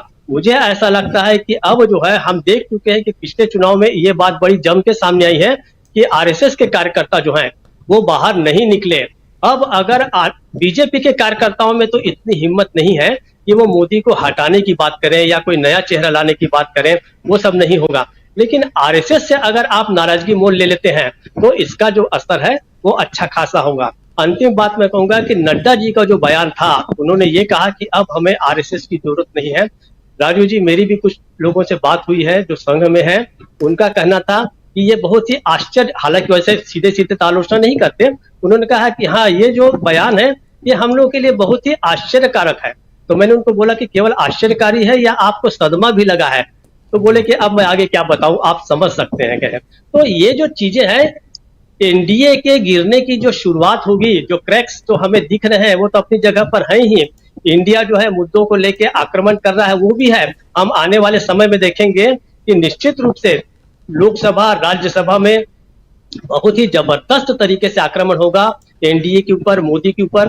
जैसा हम कह चुके कि बहुत सारे इश्यूज हैं इस समय, तो बहुत सारी चीजों का पिटारा लेके विपक्ष जो है वो आ रहा है लोकसभा में, बड़ी संख्या के साथ आ रहा है, तो उसका तो असर होगा ही। आरएसएस के साथ जो उसकी नाराजगी है, ये इसको शायद बहुत भारी पड़ेगी। और 3 राज्यों का जिसका हम उल्लेख कर रहे हैं, वहां पर अगर इंडिया, और अगर मुझे हटा देना चाहिए वरना आप मुझे फिर से टोकेंगे, तो मैं बता रहा हूं कि वहां पर तीनों के तीनों जो राज्य हैं, वो तीनों राज्य में जो एनडीए की दुर्गति होने वाली है, मैं दुर्गति शब्द का इस्तेमाल कर रहा हूं, आज तक की स्थिति तो यही है, कल को कुछ और हो जाए तो मैं नहीं कह सकता। तो इस प्रकार से जो है इंडिया एक बहुत ही मजबूत ग्राउंड पे खड़ा है, और एनडीए जो है उसकी जो धरती है वो हिल रही है। राजीव, बिल्कुल बिल्कुल, कई सारे चुनाव हैं अभी इस साल। 4 राज्यों के चुनाव हैं, जिसमें 3 राज्यों का जिक्र हम कर रहे थे। एक राज्य जम्मू कश्मीर है, वहां सबसे पहले चुनाव होना है। अगले महीने भर में आप देखेंगे कि शायद चुनाव की घोषणा भी हो जाए जम्मू कश्मीर में। तो ये 4 राज्य, चारों बहुत इंपॉर्टेंट राज्य हैं। इसके बाद अगले साल बिहार में चुनाव है, और इन तमाम चुनावों को आप देखिए कहीं ना कहीं यहां इंडिया गठबंधन आगे दिखाई देता है। आज की तारीख में इसकी समीक्षा की जाए,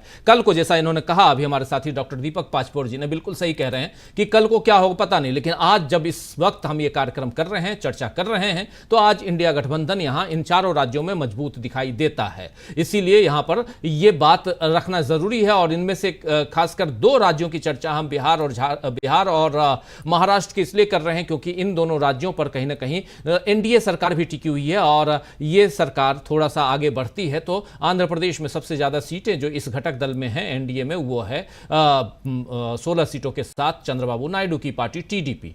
इसलिए ये 3 राज्य बहुत महत्वपूर्ण हो जाते हैं और इन तीनों राज्यों में अभी कह लें, मान लें हम कि अभी ये तीनों इंटैक्ट रहेंगे, अलग नहीं होंगे। ये भी सही है, अभी कहीं कोई अलग नहीं होने जा रहा है। लेकिन क्या अलग न होते हुए भी सरकार के ऊपर तलवार लटक रही है? क्या नरेंद्र मोदी के ऊपर, नरेंद्र मोदी ने अभी तक क्या किया? नरेंद्र मोदी के जो इनर सर्कल के जितने मंत्री थे, सबको वही पोर्टफोलियो उन्होंने दिया। 72 टोटल मंत्री शपथ लिए, इंक्लूडिंग नरेंद्र मोदी को छोड़कर 71, उसमें से 61 जो हैं वो बीजेपी के हैं और 11 अदर्स के हैं, यानी कि एनडीए के हैं। 61 में नरेंद्र मोदी भी शामिल हैं, तो 72 लोग ऐसे हो गए। तो ये आज अजित डोभाल को तीसरी बार वही टर्म देना, पीके मिश्रा को अपना प्रधान सचिव फिर से नियुक्त करना, आप वही सारा काम कर रहे हैं जिस गति से चले आ रहे थे। क्या ये एक मैसेज देने की कोशिश है इंडिया गठबंधन को, विपक्ष को, देश के उन मतदाताओं को कि जो आप चाहे करिए, सरकार तो हम अपने हिसाब से, अपने अंदाज से चलाएंगे और मैं तो चला इटली? क्या ये है? जरा समझते हैं अमलेंदु उपाध्याय जी, और यहां से जरा ये जरूर समझेंगे कि ये सरकार कहां है, सरकार कहां तक टिकी हुई है और कहां लड़खड़ाती हुई नजर आती है। अमलेंदु जी। देखिए राजीव जी, ये सरकार है तो लड़खड़ाती हुई ही, अब कहाँ तक टिकी है ये तो बैसाखियों के ऊपर निर्भर करता है कहाँ तक टिकी है। और दूसरा, जो ये सरकार की टांगें टूटी है, इन टांगों को जोड़ने का इस सरकार ने क्या इंतजाम किया उसके ऊपर निर्भर करता है। सरकार बहरहाल लड़खड़ाती हुई है और ये बैसाखियों पर ही टिकी हुई सरकार है, तो इसलिए ये कहना कि ये सरकार अपना कार्यकाल पूरा करेगी, मुझे लगता है कि ये थोड़ा ठीक नहीं होगा, क्योंकि सरकार जो है वो लगातार अस्थिर है।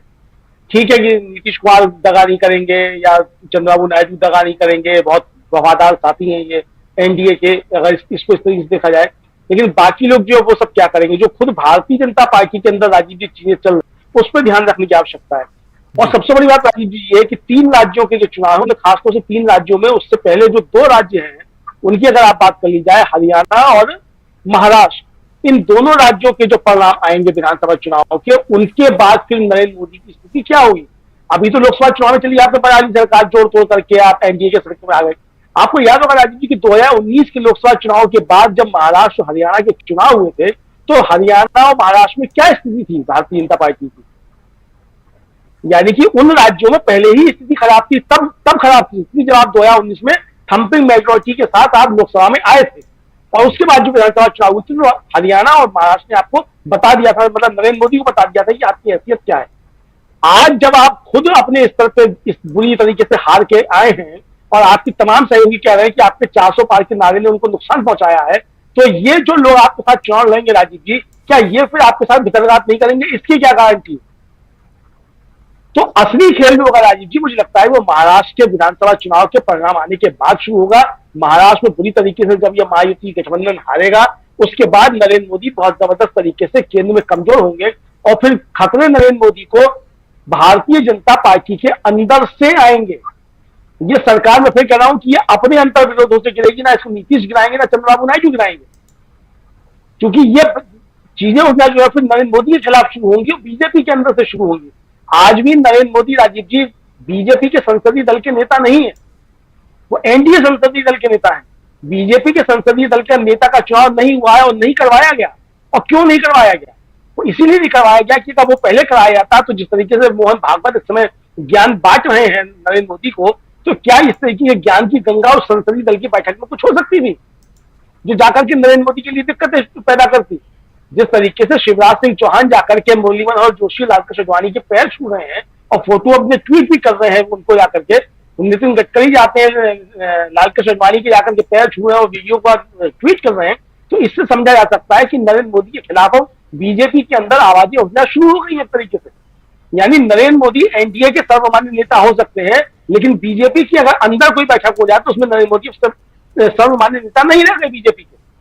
तो दिक्कतें जो नरेंद्र मोदी के सामने आएंगी वो बीजेपी के अंदर से दिक्कतें सामने आएंगी और ये विधानसभा की जब चुनाव होंगे इसके बाद ये दिक्कतें नरेंद्र मोदी के लिए काफी ज्यादा बढ़ जाएंगी और उसके बाद वो देखना होगा ये सरकार अपना कार्यकाल पूरा करती है या नरेंद्र मोदी की जगह किसी दूसरे को लेकर क्या जाता है या क्या होता है, ये फिर चीजें बाद में सर राजीव जी मुझे लगता है काफी चीजें तेज होंगी और भारतीय जनता पार्टी के अंदर सॉरी हम एक अजब तरीके का संघर्ष देखेंगे।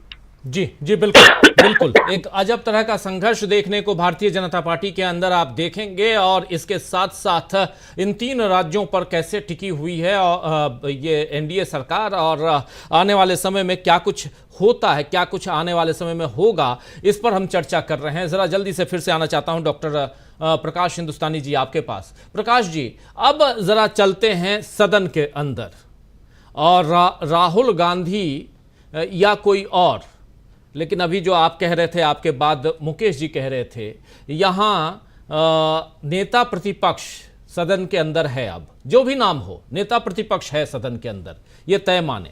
और उसके बाद 2-3 और भी चीजें हो रही हैं। एक महत्वपूर्ण बात यह हो रही है कि यहाँ से दबाव है सरकार के ऊपर, बाहर दबाव है नरेंद्र मोदी के ऊपर एनडीए का, उनके घटक दल का, सदन के अंदर दबाव है नेता प्रतिपक्ष और ऐसे तमाम लोगों का जो उस ढंग से खुल के नरेंद्र मोदी को जैसे अभी तक भाषण देते आए, जैसी बातें करते आए, जैसे निर्णय लेते आए, जैसे सांसदों को बाहर फेंकते रहे, ये सारी चीजें होते हुए नहीं देख रहे हैं। इस दबाव को आप कैसे देखते हैं? और यहां से जरा आगे की जो गतिविधियां होती हैं, हम लोगों ने बहुत सारे ऐसे विधायी कार्यों को देखा है, उस लिहाज से भी आपसे समझना चाहता हूं कि कैसे देखा जाए एनडीए सरकार को सदन के अंदर के अंदर और बाहर की बात की। ठीक है जी। इसके अलावा भी दिक्कतें हैं, क्योंकि अब बीजेपी के सामने और नरेंद्र मोदी जी के सामने दिक्कतें केवल सदन के अंदर ही नहीं है या राजनीतिक रूप से बाहर नहीं है। अब तो चिंता यह है कि अब जो सेठ लोग हैं उनकी पूंजी वैसे बढ़ेगी नहीं, क्योंकि उनको मनमाना फायदा दे नहीं पाएंगे, तो उनकी मोहब्बत भी कम हो जाएगी बीजेपी के प्रति। जो प्रेम उमड़ रहा था बार बार कि नरेंद्र मोदी जी के प्रति, वो अब कम उमड़ेगा। तो इसका असर दीर्घकालिक पड़ेगा। जिस तरीके से ईडी पर वो दबाव बनाए हुए थे, नेता प्रतिपक्ष का भी दबाव रहेगा। ईडी के प्रमुख को चुनने में भी नेता प्रतिपक्ष की सलाह लेनी पड़ेगी, बात माननी पड़ेगी। हालांकि जिस तरीके से निर्णय होते हैं वो चाहे जो हो, लेकिन अब वो अधीर रंजन चौधरी जैसा नहीं होगा कि सदन में कांग्रेस के नेता, अब ये कहा जाएगा कि प्रतिपक्ष, नेता प्रतिपक्ष कहा जाएगा, तो वो कांग्रेस के सदस्य नहीं रहेंगे, अब वो रहेंगे नेता प्रतिपक्ष। आप देखिए कि किस तरह एक विरोधी पार्टी के नेता की सदस्यता हटाई गई और किस आनंद फानंद में उनसे घर लिया गया।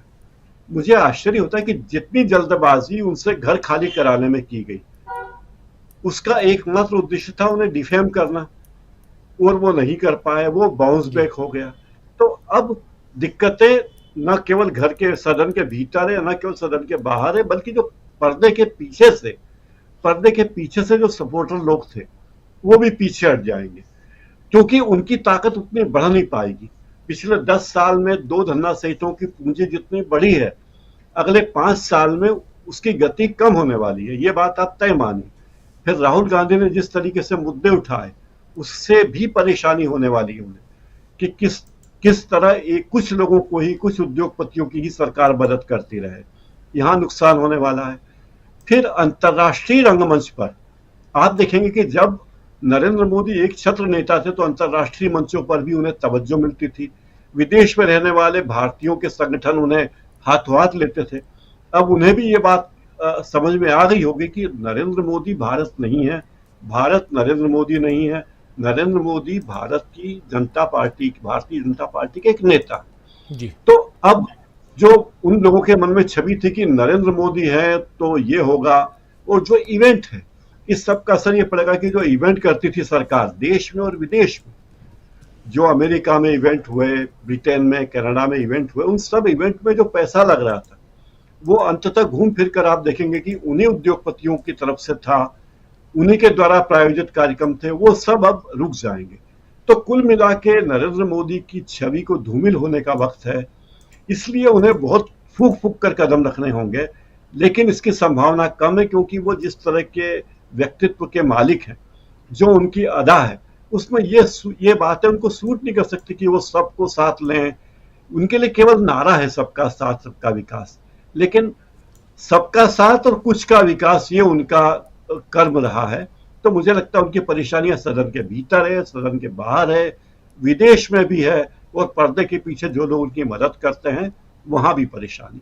राजीव जी, पर्दे के पीछे से लेकर विदेश होते हुए और सदन के भीतर और सदन के बाहर, सदन के भीतर और क्या कुछ देखा जाएगा मुकेश कुमार सिंह साहब? राजीव, मैं अपनी बात वहीं से आगे बढ़ाता हूं जी, जहां मैंने प्लीज। छोड़ा था आपके टोकने पे। जो मैं देख पा रहा हूं वो ये कि स्पीकर का जो चुनाव है, देखिए, वो पहला ट्रायल ऑफ स्ट्रेंथ होता है। यानी स्पीकर के चुनाव से तय हो जाता है कि सत्ता पक्ष के पास बहुमत है कि नहीं। उसके बाद विश्वास प्रस्ताव एक औपचारिकता रहती है, लेकिन वो पहली सीढ़ी यहीं पार कर ली जाती है। अब बात आती है कि जब और ये स्टैंडर्ड प्रोटोकॉल, इससे बच नहीं सकती कोई सरकार, वो है मोशन ऑफ थैंक्स। राष्ट्रपति के अभिभाषण पे मोशन ऑफ थैंक्स, उसे भी आप अगला ट्रायल ऑफ स्ट्रेंथ मान सकते हैं। अब वहां पर ये हमें मान के चलना चाहिए कि जो एनडीए अभी है हमारे सामने, एनडीए का जो दावा था चुनाव में, उस दावे तक एनडीए नहीं पहुंचा। बीजेपी को झटका लगा है, बीजेपी बहुत कमजोर हुई है, वो अपनी सीटें हारी है, लेकिन वो वापस सत्ता में आ गई है। वो अभी फिलहाल किसी जोड़ तोड़ से नहीं आई है, वो उसी एनडीए से आई है जो एनडीए चुनाव के पहले था। ये बातें हमें ध्यान में रखनी है। अगली चीज जो होगी, जहां पर बदलाव होगा और नहीं होगा, एक बार आपने विश्वास मत हासिल कर लिया तो उसकी मान्यता 6 महीने के लिए है। जून के अंत में आप विश्वास मत अगर हासिल कर रहे हैं तो उसकी मान्यता आपकी साल के आखिरी तक चली जाती है, दिसंबर तक। 6 महीने से पहले नो कॉन्फिडेंस मोशन नहीं लाया जा सकता। वो बात अलग है कि अचानक 2-4 दल कूद के बाहर चले जाए और फिर ये हो जाए कि ये सरकार अल्पमत में आ गई है, तो कुछ स्पेशल सर्कमस्टांसेस में स्पेशल चीजें होंगी, वो वहां अभी हम बहुत दूर हैं। अब बात आती है क्या कि ये जो चुनाव है, देखिए, कई बार क्या होता है कि एक चुनाव से दूसरे चुनाव के बीच में टेस्ट मैच जैसी स्थितियां होती हैं। जैसे अभी आज भी इस डिबेट में साथियों ने ये बातें कही कि भाई विधानसभा चुनाव हुए 2019 के लोकसभा चुनाव से जो पहले हुए और जो बाद में भी हुए। यहां पर हरियाणा जो है, हरियाणा की असेंबली की मियाद है 3 नवंबर तक, और महाराष्ट्र की असेंबली की मियाद है, अगर मुझे सही याद आता है तो वो है 26 नवंबर तक, और 5 जनवरी मियाद है 25 झारखंड असेंबली की, और दिल्ली असेंबली की मियाद है 23 फरवरी। यानी 2 राज्यों के चुनाव नवंबर में, जिसकी प्रक्रिया शुरू हो जाएगी अक्टूबर में, और 2 राज्यों के चुनाव ऐसे हैं जो जनवरी और फरवरी में हैं, तो उसकी प्रक्रिया अगर आप चाहें तो चारों को इलेक्शन कमीशन साथ भी करवा सकता है और अलग अलग भी करवा सकता है। जैसा हमने पहले भी देखा, गुजरात का चुनाव अलग हुआ, हिमाचल का चुनाव अलग हुआ। और ये 4 राज्य के चुनाव ऐसे हैं, इन 4 राज्यों के चुनाव का जो इम्पैक्ट है उसकी तुलना थोड़ी देर के लिए समझने के लिए हम ये मान सकते हैं कि अगर पहली पारी लोकसभा चुनाव का हम माने और ये दूसरी पारी, जैसे क्रिकेट टेस्ट मैच में देखते हैं ना कि पहली पारी में कोई टीम अच्छा या खराब कर सकती है, कोई उसकी विरोधी टीम वो अच्छा या खराब कर सकती है, लेकिन उसको दूसरी पारी में रिकवर करने का मौका मिलता है और उसके आधार पर टेस्ट मैच का फैसला होता है। तो ये जो दूसरी पारी है ये विधानसभा चुनाव होंगे, और उसका जो है, उसकी जो शुरुआत होगी वो सबसे जल्दी अगर कुछ होगी तो अक्टूबर के आसपास होगी। यानी उस समय जो अधिसूचना जारी होगी और मॉडल कोड ऑफ कंडक्ट जारी होगा और वहां से सिलेक्शन वगैरह की बातें होंगी। तब तक ये सरकार अपनी छवि कैसी बनाती है, अभी जो हमने देखा वो एक तरफ है, लेकिन यहां से आगे क्या सरकार अपनी छवि में कोई रिकवरी करती है, या जिन अंतर विरोधों का उसे अभी नुकसान मिला है वही अंतर विरोध और बड़े हो जाते हैं। ये बातें थोड़ा सा हम लोगों को इंतजार करना पड़ेगा। ये नहीं है कि हाँ अभी जो होके आया है लोकसभा में वही विधानसभा में हो जाएगा, हमें ऐसा बिल्कुल नहीं मानना चाहिए। उससे वर्स्ट भी हो सकता है, सुधर भी सकता है जी। दोनों तरह की स्थितियां होती है, राजनीति है ये। लेकिन एक इंटरेस्टिंग बात यह है, जो प्रशांत ने एक बहुत खूबसूरत सुझाव दिया है और वो सुझाव इस देश की राजनीति को बहुत आगे तक ले जाने वाला है। जब प्रशांत ये कहते हैं कि राहुल गांधी को नंबर 1 लीडर ऑफ अपोजिशन का ओहदा संभालना चाहिए, नंबर 2 कि एक शैडो कैबिनेट बनानी चाहिए। ये दोनों फंक्शन कैसे करेंगे? देखिए, लीडर ऑफ अपोजिशन वो स्थिति है कि जो हम लोगों ने पीछे 10 सालों में देखा है कि राहुल गांधी कुछ बोलना चाहते थे तो उनको बोलने नहीं दिया जाता था, वोटिंग करके परेशान किया जाता था, माइक काट दिया जाता था, वगैरह वगैरह। हम लोगों ने बहुत कुछ देखा है। उन सब चीजों का सिला लीडर ऑफ अपोजिशन जब हाउस में खड़ा होता है तो everybody is duty bound to listen him. और लीडर ऑफ अपोजिशन के पद पर जब आप होते हैं तो आपके पास टाइम का रिस्ट्रिक्शन भी नहीं होता, यानी आप अपनी बात को बहुत संजीदा तरीके से, बहुत तैयारियों के साथ कह सकते हैं। और जब आप शैडो कैबिनेट ले लेंगे, आप कल्पना कीजिए कि आपने 10 आदमी ऐसे छांट लिए, इन्होंने तो 70 की कैबिनेट बनाई है, आपने 10 आदमी अपने इंडिया गठबंधन में से ऐसे छांट लिए। उन 10 आदमियों को एक एक 2-2 3-3 महत्वपूर्ण मंत्रालय उनकी योग्यता, क्षमता और रुचि के हिसाब से आपने दे दिया और बोला कि आप लोग इंडिविजुअली अपने स्तर पे इस सरकार की परफॉर्मेंस को लेकर के तैयारियां करके सदन में आइए और कमान संभालिए ना। ऐसी स्थिति में क्या होगा कि सरकार के लिए, जो सरकार लंतरानियों के आधार पर चलती रही है जी। उसके लिए सदन को फेस करना मुश्किल हो जाएगा। तैयारी करके आना पड़ता है विपक्ष को बहुत कुछ तैयारी। आपको हवा में आकर के सीधे यहां भाषण देने, राजनीतिक भाषण देने से बात नहीं बनेगी। विपक्ष जब तैयारियों के साथ आएगा, आप लेजिस्लेशन की बात करें, आप किसी पॉलिसी की बात करें, हम लोगों ने पीछे देखा है विपक्ष का कोई मोशन नहीं सुना जाता था किसी चीज पे चर्चा के लिए। आज की तारीख में वो स्थितियां नहीं रहेंगी। अब अगर विपक्षी कहेगी कि हम महंगाई पर चर्चा करना चाहते हैं सर्टेन रूल के तहत, तो उस पर महंगाई पे चर्चा करने के लिए मजबूर होगी है सरकार। और फिर वहां बात आएगी जिसकी बात अभी किरण रिजिजू ने की बात उठी यहां। वाकई में किरण रिजिजू इस लायक है ही नहीं कि वो संसदीय कार्य मंत्री जैसा बहुत ही पॉलिटिकल, टेक्टिकल, स्टेबल टाइप का उनका दिमाग, बुद्धि नहीं है। तो पर्दे के पीछे से कौन चलाएगा संसदीय कार्य मंत्रालय को? अमित शाह चलाएंगे। ये ऐसा नहीं है कि वहां पर ये चीज वैसी ही होगी। ये संसदीय कार्य मंत्री गुलाम नबी आजाद भी नहीं और प्रमोद महाजन भी नहीं। तो जाहिर सी बात है कि ये जब चीजें सदन चलेगी, और देखिए क्या है, जब तक आप इस सरकार को गिरा नहीं देते तब तक आपकी सबसे बड़ी ट्रायल ऑफ स्ट्रेंथ 2 जगह पे होती है, एक संसद के अंदर और दूसरा सड़क पर। सड़क पर लड़ने के लिए आपके पास बहुत सॉलिड मुद्दे हैं, ठोके बजाए आजमाए हुए मुद्दे हैं जो अभी आपने इस चुनाव में आजमाए हैं। उन मुद्दों को खाली आपको हॉट बर्नर पर रखना है। लेकिन संसद के अंदर सरकार को आपको पॉलिसी पे और गवर्नेंस पे घेरना है।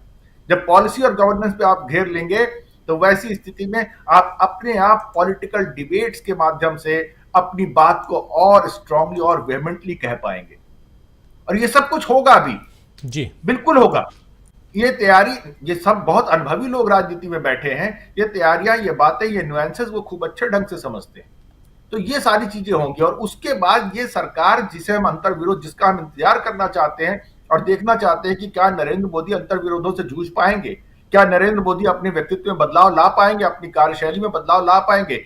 इन सब चीजों की जो असली बैटल ग्राउंड है, इसका जो असली अखाड़ा है, वो संसद साबित होगा और कहीं कुछ नहीं होगा। ये छोटे मोटे बयान, ये वो, इनसे कुछ नहीं होने वाला। असली चीज वहां होगी, मुकाबला वहां होगा। और वहां का मुकाबला राजनीतिक जो है वो पूरे के पूरे नैरेटिव को बनाएगा। इसलिए अब जो चीज है, अब जो हम लोगों ने पीछे बीते 10 साल में नहीं देखी है, वेहमेंट मेजॉरिटी की वजह से और इनके तौर तरीकों की वजह से, अब बात दूसरी होगी। और रही बात इसकी कि जैसा अभी प्रकाश जी ने कहा कि भाई वो जो उद्योगपति साथी हैं, उद्योगपति साथियों का भला करने का सब रास्ता निकल आता है।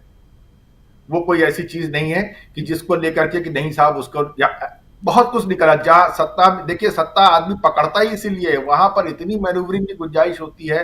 मैंने खुद देखा है राजीव, विपक्ष में बैठा हुआ कोई नेता भी अपने किसी काम के लिए, अपने किसी फेवर के लिए, अपने किसी काम के लिए अगर किसी नेता के पास जाता सत्ता पक्ष वाले, तो आमतौर पे 99% केसेस में उसकी बात सत्ता पक्ष में बैठा हुआ नेता सुनता है, मंत्री सुनता है, मानता है। इसलिए ये एक व्यवहारिक चीज है जो उनके यहाँ, उनकी जमात में, उस नेताओं की जमात में ये गिव एंड टेक चलता रहता है। उसमें बहुत ज्यादा फर्क नहीं आएगा। हाँ, फर्क कहाँ आएगा? फर्क आएगा कि पहले जो आप आंख बंद करके चीजें कर लेते थे वो आसानी से नहीं कर पाएंगे। फर्ज कीजिए कि आज आप चाह ले कि हम 2 एयरपोर्ट अडानी को और थमा दें, वो उतनी आसानी से नहीं होगा।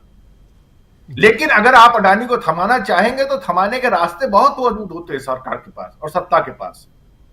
सवाल यह है कि क्या आप नहीं थमाने की नीति अपनाएंगे? ऐसा सोचना मुझे लगता है कि ठीक नहीं होगा। वो कहते हैं चोर चोरी से जाए लेकिन हेरा फेरी से न जाए।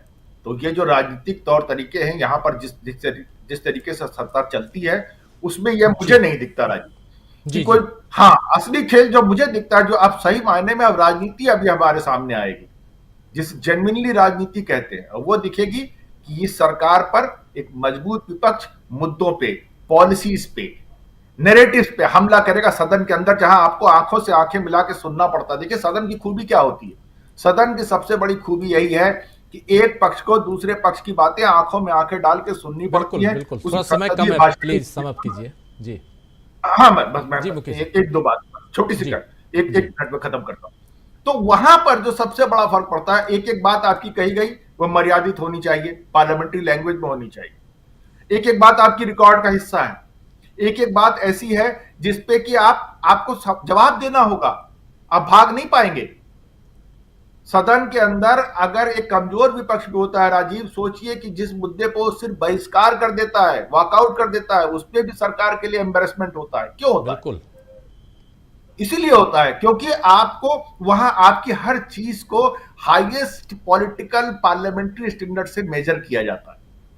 इसलिए वहां पर अब खेल वहां होगा। अब ये छोटी मोटी चीजें अगले 6 महीने तक आप देखिएगा, कुछ ऐसा महत्वपूर्ण सिग्निफिकेंट नहीं होने वाला है। अब जैसे मान लीजिए हम लोग ये सोच रहे हैं कि भाई पैकेज की बात हो रही है स्टेट के लिए, पैकेज दे ही नहीं सकते, कानून में प्रोविजन नहीं, वो स्पेशल स्टेटस दे ही नहीं सकते, पैकेज दे सकते हैं। पैकेज की तैयारी चल रही है, पैकेज दे दिया जाएगा, पैकेज देने में कोई दिक्कत नहीं, तो उसमें समस्या नहीं आएगी। इन छोटी मोटी चीजों से सरकार नहीं ऐसे लड़खड़ाएगी। खेल होगा बड़ा, खेल होगा बड़ा तब जबकि आप जो है वो, अब जैसे क्या आप समझ रहे हैं, नीतीश कुमार की या चंद्रबाबू नायडू की या जिन लोगों पे ये सरकार निर्भर है, क्या सबका फाइल और फोल्डर नहीं तैयार है नरेंद्र मोदी के पास? आने वाले दिनों में कब किसकी कहां कैसे नकेल टाइट करनी है, जैसे उस कार्यशैली उनके पीछे थी, क्या वो अब नहीं होगी? बिल्कुल होगी कि हमें अपने सहयोगियों से कैसे डील करना। हाँ, विरोधियों से डील करने में प्रिकॉशन रखा जाएगा, लेकिन विरोधियों से डील करने में भी ऐसा नहीं है कि वो अचानक जो है वो ईडी जो है वो धर्मात्मा हो जाएगा। ईडी का इस्तेमाल होगा, आप देखिएगा। तो कहने का मतलब कि उसकी इंटेंसिटी में फर्क आएगा, लेकिन होगा वो, बिकॉज वो आपका पिलर भाई, वही आपके सरकार चलाने का तरीका है। उसके बगैर तो आप कहीं खड़े नहीं हो पाएंगे। आप देखिए ना, मायावती को आपने सिर्फ और सिर्फ डरा करके, धमका करके पॉलिटिकल एरेना से बाहर कर दिया। ये क्या है? एक जमाना था मायावती की पार्टी राष्ट्रीय दल का स्तर तक पा चुकी थी, नेशनल पार्टी बन चुकी थी। आज कितनी मार्जिनलाइज हो गई है? क्यों? क्योंकि मायावती डर गई कि हमें जेल नहीं जाना। और इन्होंने किस चीज के लिए डराया? कि भाई इस मामले में जेल भेज देंगे, उस मामले में जेल भेज देंगे। तो अब विपक्ष, आज की तारीख में जो विपक्ष नरेंद्र मोदी के सामने खड़ा है, ये वो विपक्ष है जो इस बात के लिए तैयार है कि आपको जेल भेजना है तो भेज दीजिए, लेकिन हम आपके आगे दबेंगे नहीं, झुकेंगे नहीं। तो वो सारी बातें अब ट्रांसलेट होंगी, संसद के अंदर दिखाई देंगी। जी राजीव। जी प्रशांत जी, क्या कुछ कहेंगे आप? सदन के अंदर की बात चल रही है और बात इस सरकार के आगे के यानी कि भविष्य की चल रही है, इसमें विपक्ष की बात चल रही है, बात राहुल गांधी की चल रही है, बात नेता प्रतिपक्ष की चल रही है। क्या कुछ आप जोड़ना चाहेंगे? प्रतिपक्ष के बारे में तो मैंने कहा कि नो डाउट राहुल गांधी को ये एक्सेप्ट करना चाहिए, एक बात। दूसरी बात, कभी देखिए क्या है कि क्यों मैं कह रहा हूँ राहुल गांधी को एक्सेप्ट करना चाहिए। पिछले 10 साल मीडिया ने एक सवाल खड़ा किया, if not Modi who, Modi नहीं तो कौन?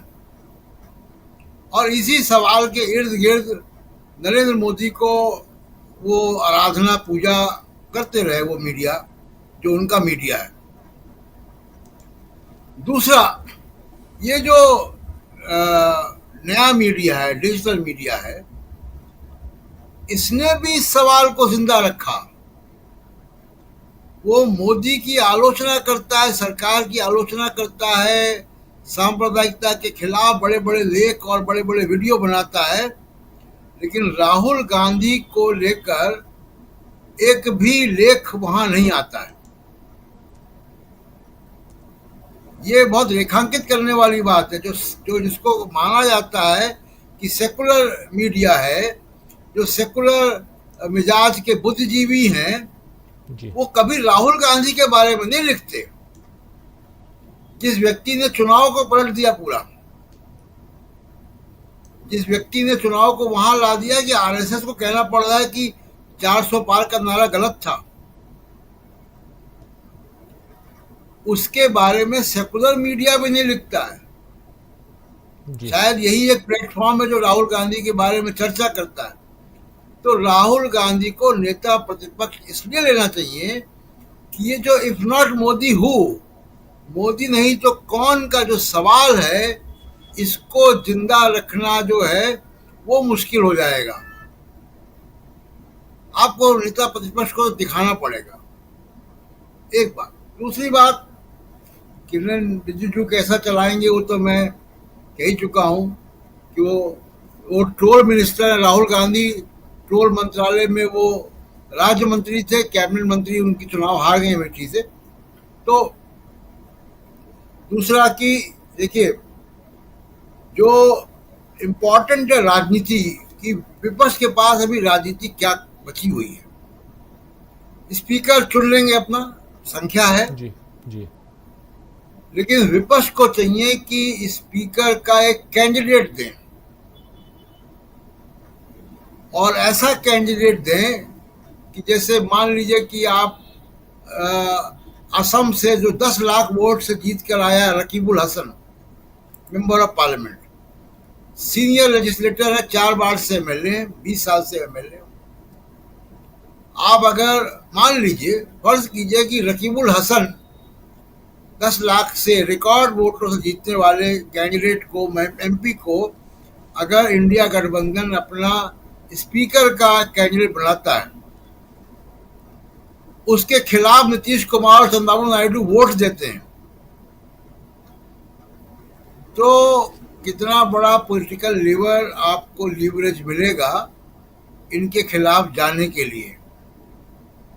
तो विपक्ष को बहुत ही राजनीतिक ढंग से सोचकर ये सब काम करने होंगे। चुनौतियां बहुत सारी हैं। आपने विधानसभा के बात की, अग्निवीर है, उसको वो खत्म नहीं करेंगे। 50 चीजें हैं। किसान आंदोलन है, किसान आंदोलन में जो बातें हुई थी, एमएसपी का कानून, वो जिंदा है मामला। किसानों की आय दुगनी कर देंगे, वो जिंदा है मामला। तो चुनाव, जब वो विधानसभा के चुनाव होंगे तो बहुत सारे चुनौतियां जिस पर हम लोग चर्चा करते रहेंगे। लेकिन अभी विपक्ष अगर स्पीकर का एक कैंडिडेट देता है, और ऐसा कैंडिडेट देता है कि जो नीतीश कुमार और चंद्रबाबू नायडू को मुश्किल में डाले, तो राजनीति थोड़ा सा रोचक हो जाएगी।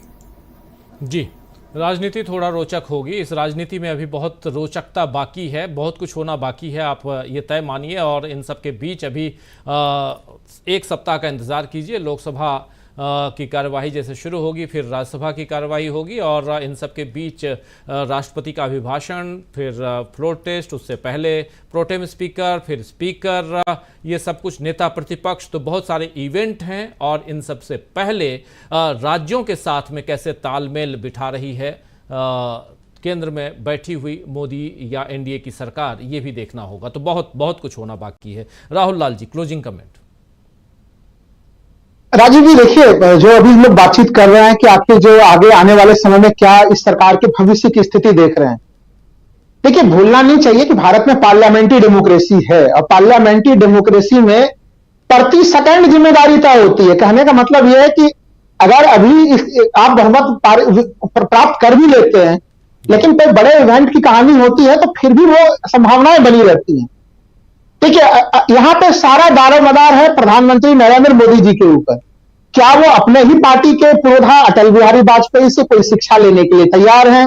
अगर वो कोई शिक्षा लेने के लिए तैयार हैं, समन्वय करने के लिए तैयार हैं, विपक्ष के साथ संवाद करने के लिए तैयार हैं, विपक्ष को सुनने के लिए तैयार है, तो संकट की स्थिति नहीं है। लेकिन जो इनका मंत्रिमंडल, जो इन्होंने शपथ ग्रहण किया और जो मंत्रिमंडल का निर्माण किया, वहीं पे प्रथम स्टेज में ही अगर हम लोग देखें तो ये अटल बिहारी वाजपेयी से दूसरे रास्ते पे चलते हुए दिख रहे हैं। और अब देखिए, अटल बिहारी वाजपेयी के भी दो रिकॉर्ड है। 13 दिन वाली भी सरकार चली है और 13 महीने वाली सरकार भी चली है, और बाकी उन्होंने पूर्ण कार्यकाल भी चलाया है राजीव जी। तो इनके संदर्भ में मुझे दिख रहा है कि आखिर सदन की कार्रवाई शुरू होने में विलंब क्यों। देखिए, सरकार कॉन्फिडेंस में अभी भी नहीं है। आप शपथ ग्रहण जब 9 तारीख को हो चुका है, आप सोचिए कि आप अगले सप्ताह से आप सेशन शुरू करने वाले हैं, जबकि अगर सरकार पूरा कॉन्फिडेंस में होती तो अभी इस समय सेशन शुरू भी हो रहा होता और धीरे धीरे करके जो प्रोटेम स्पीकर होते वो सदस्यों को जो है कि वो शपथ दिलवा रहे होते, तो प्रोसेस गति में होती। प्रोसेस को देखें अगर पिछले संसदीय व्यवस्थाओं के हिसाब से, तो वो कहीं कहीं डिले चलता हुआ दिख रहा है। एक तो चुनाव आयोग ने डिले किया सो किया, लेकिन प्रधानमंत्री भी यथासंभव जो डिले किया जा सकता है वो डिले यहाँ पे वर्तमान में भी होता हुआ दिख रहा है, जो कि प्रधानमंत्री मोदी के एक विरोधाभास को दिखा रहा है राजीव जी। एक तरफ वो मंत्रिमंडल में जगह देने के लिए तैयार नहीं है, दूसरी तरफ जो कॉन्फिडेंस होना चाहिए, जो मंत्रिमंडल के गठन के दरमियान में कॉन्फिडेंस दिखाया है, वो अगले चरण में नहीं दिखा रहा है।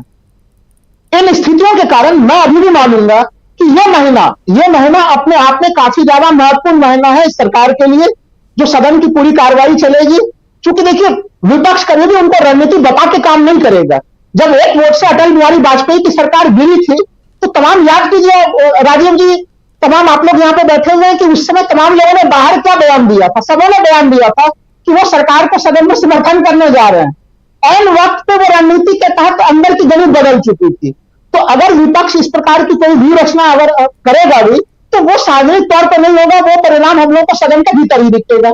और हम लोगों को यह नहीं भूलना चाहिए राजीव जी, देखिए महाराष्ट्र के चुनाव के अभी हम लोग देख रहे हैं परिणाम। महाराष्ट्र चुनाव के परिणाम जो वहां पे आए हैं कि भारतीय जनता पार्टी और उनके सहयोगी दलों को काफी झटका लगेगा। आप याद कीजिए कि हम लोग 1 साल से डिबेट कर रहे हैं राजीव जी, और जनता ने मूड सोचे 1 साल पहले जो मूड बनाया हुआ था वही मूड अभी भी दिख रहा है। तो अब जनता काफी परिपक्व होकर जो बहुत लॉन्ग टर्म पहले ही निर्णय ले रही है। तो विधानसभा चुनाव में तो इनका झटका लगना तय है। मुख्य चीज ये है कि ये सरकार को चलाते किस रूप में, विपक्ष के साथ कैसा व्यवहार करते हैं। क्योंकि देखिए, अब सत्ता पक्ष और विपक्ष के बीच में फर्क काफी कम रह गया है। पिछले 10 वर्षों में जो चीज हम लोगों ने देखी है वो तो अब कभी भी संभव नहीं है। और मैं भी इस बात को मानता हूं कि राहुल गांधी को नेता प्रतिपक्ष की भूमिका को बिल्कुल स्वीकार करना चाहिए, और सरकार को ऑन फ्रंट जो है कि एकदम बिल्कुल आमने सामने से मुद्दों के आधार पर, उनके हर मामले हर मुद्दे के आधार पर उन्हें चोट करते रहने की सख्त जरूरत है। और मैं प्रशांत जी के इस बात से भी सहमत हूं कि अगर चंद्रबाबू नायडू या फिर जो है कि नीतीश कुमार, ये लोग अगर वहां पे अपना स्पीकर पद के लिए अपनी दावेदारी नहीं करते हैं, तो टीम इंडिया के लोगों को जरूर जो है उसके लिए उस प्रकार का नाम देना चाहिए। जो सुझाव प्रशांत जी ने दिया, बड़ा शानदार सुझाव दिया है। उस प्रकार के कुछ और भी नाम हो सकते हैं। स्पीकर पद पे बिल्कुल वहां पे वहीं से सरकार को और उनके सहयोगियों को एक्सपोज करने की शुरुआत भी करनी चाहिए। और मैं मान के चल रहा हूं कि मोदी जी के लिए डगर पनघट की बहुत ही कठिन है, आसान नहीं है उनके लिए रास्ता। जो कॉन्फिडेंस वो दिखा रहा है ऑन स्क्रीन, वो रियल जमीन पे वो स्थितियां बिल्कुल बदली हुई स्थितियां हैं राजीव जी। जी बिल्कुल बिल्कुल बिल्कुल सही आप कह रहे हैं। और इस बीच हमने राहुल गांधी को कौन सी सीट छोड़नी चाहिए, ये एक पोल किया था। इस पोल में रायबरेली के लिए 38%, 38% और वायनाड के लिए 62%। 8,082 से ज़्यादा ये लगातार बढ़ रहा है। 8,093 लोगों ने इस पोल में हिस्सा लिया है, और उसमें वायनाड छोड़ने के लिए 62% लोग कह रहे हैं कि राहुल गांधी को छोड़नी चाहिए और रायबरेली अपने पास रखनी चाहिए। ये राहुल गांधी को इस पर विचार करना चाहिए। अब 8,117 लोगों ने लगातार हमारे साथी जो इस कार्यक्रम को देख रहे हैं वो पोल कर रहे हैं, और क्या होना चाहिए, राहुल गांधी को कौन सी सीट छोड़नी चाहिए, क्योंकि राहुल गांधी के सामने 2 चुनौतियां हैं, जो पहले भी कह चुका हूं। एक चुनौती कि राहुल गांधी वायनाड रखें या रायबरेली रखें, क्योंकि दोनों में से एक ही रख सकते हैं और किसी एक जगह पे उपचुनाव होना है। तो यहाँ पर जो हमारे साथी जो इस कार्यक्रम को देख रहे हैं उनका मत 62% लोगों का मत यही है कि राहुल गांधी को वायनाड छोड़कर रायबरेली अपने पास रखना चाहिए। और दूसरी चुनौती उनके पास वही है कि जो CWC में कहा गया, कांग्रेस वर्किंग कमेटी की बैठक में कहा गया कि राहुल गांधी नेता प्रतिपक्ष की कुर्सी संभालें, अब ये उनको सोचना है। तो दो चुनौतियां सामने, इन दोनों पे डिसीजन लेना उनका काम है। चुनौती न कहें तो डिसीजन जरूर लेने में अब वो उनकी बुद्धिमत्ता कहाँ तक किस दिशा में जाती है वो देखा जाएगा। तीसरी तरफ इधर जो हम बात कर रहे थे अभी तक कि एनडीए के अंदर जो घमासान है, उथल पुथल है, वो कैसे है, इस पर चर्चा कर रहे थे। और साथ साथ सदन के अंदर से क्या कुछ सुनने देखने को मिलेगा आने वाले समय पे, उसकी बात हम कर रहे थे। तो बहुत बहुत शुक्रिया अदा करता हूँ राहुल लाल जी आपका, बहुत शुक्रिया मुकेश कुमार जी। अब कार्यक्रम मुकेश जी समाप्त कर चुका हूं, 8:42 हो गए, 12 मिनट ज्यादा ले चुका हूं। प्लीज 1 मिनट में अपनी बात रखिए। 30 सेकंड मुश्किल से। देखिए, वायनाड में कांग्रेस पार्टी को वही करना चाहिए जो उसने अमेठी में किया है, यानी किशोरी लाल जैसा एक व्यक्ति ढूंढना चाहिए और वो उस व्यक्ति को वहां खड़ा करना चाहिए। बस इतनी बात कहनी। जी जी जी जी, बहुत शुक्रिया मुकेश जी, बहुत बहुत शुक्रिया डॉक्टर प्रकाश हिंदुस्तानी जी, प्रशांत टंडन जी, डॉक्टर दीपक पाचपोर जी और अमलिंदु उपाध्याय जी, आप सबका बहुत शुक्रिया, बहुत धन्यवाद। आप तमाम साथी जो लगातार इस चर्चा में बने रहे और इस पोल में आप लोगों ने हिस्सा लिया। लगभग 8,000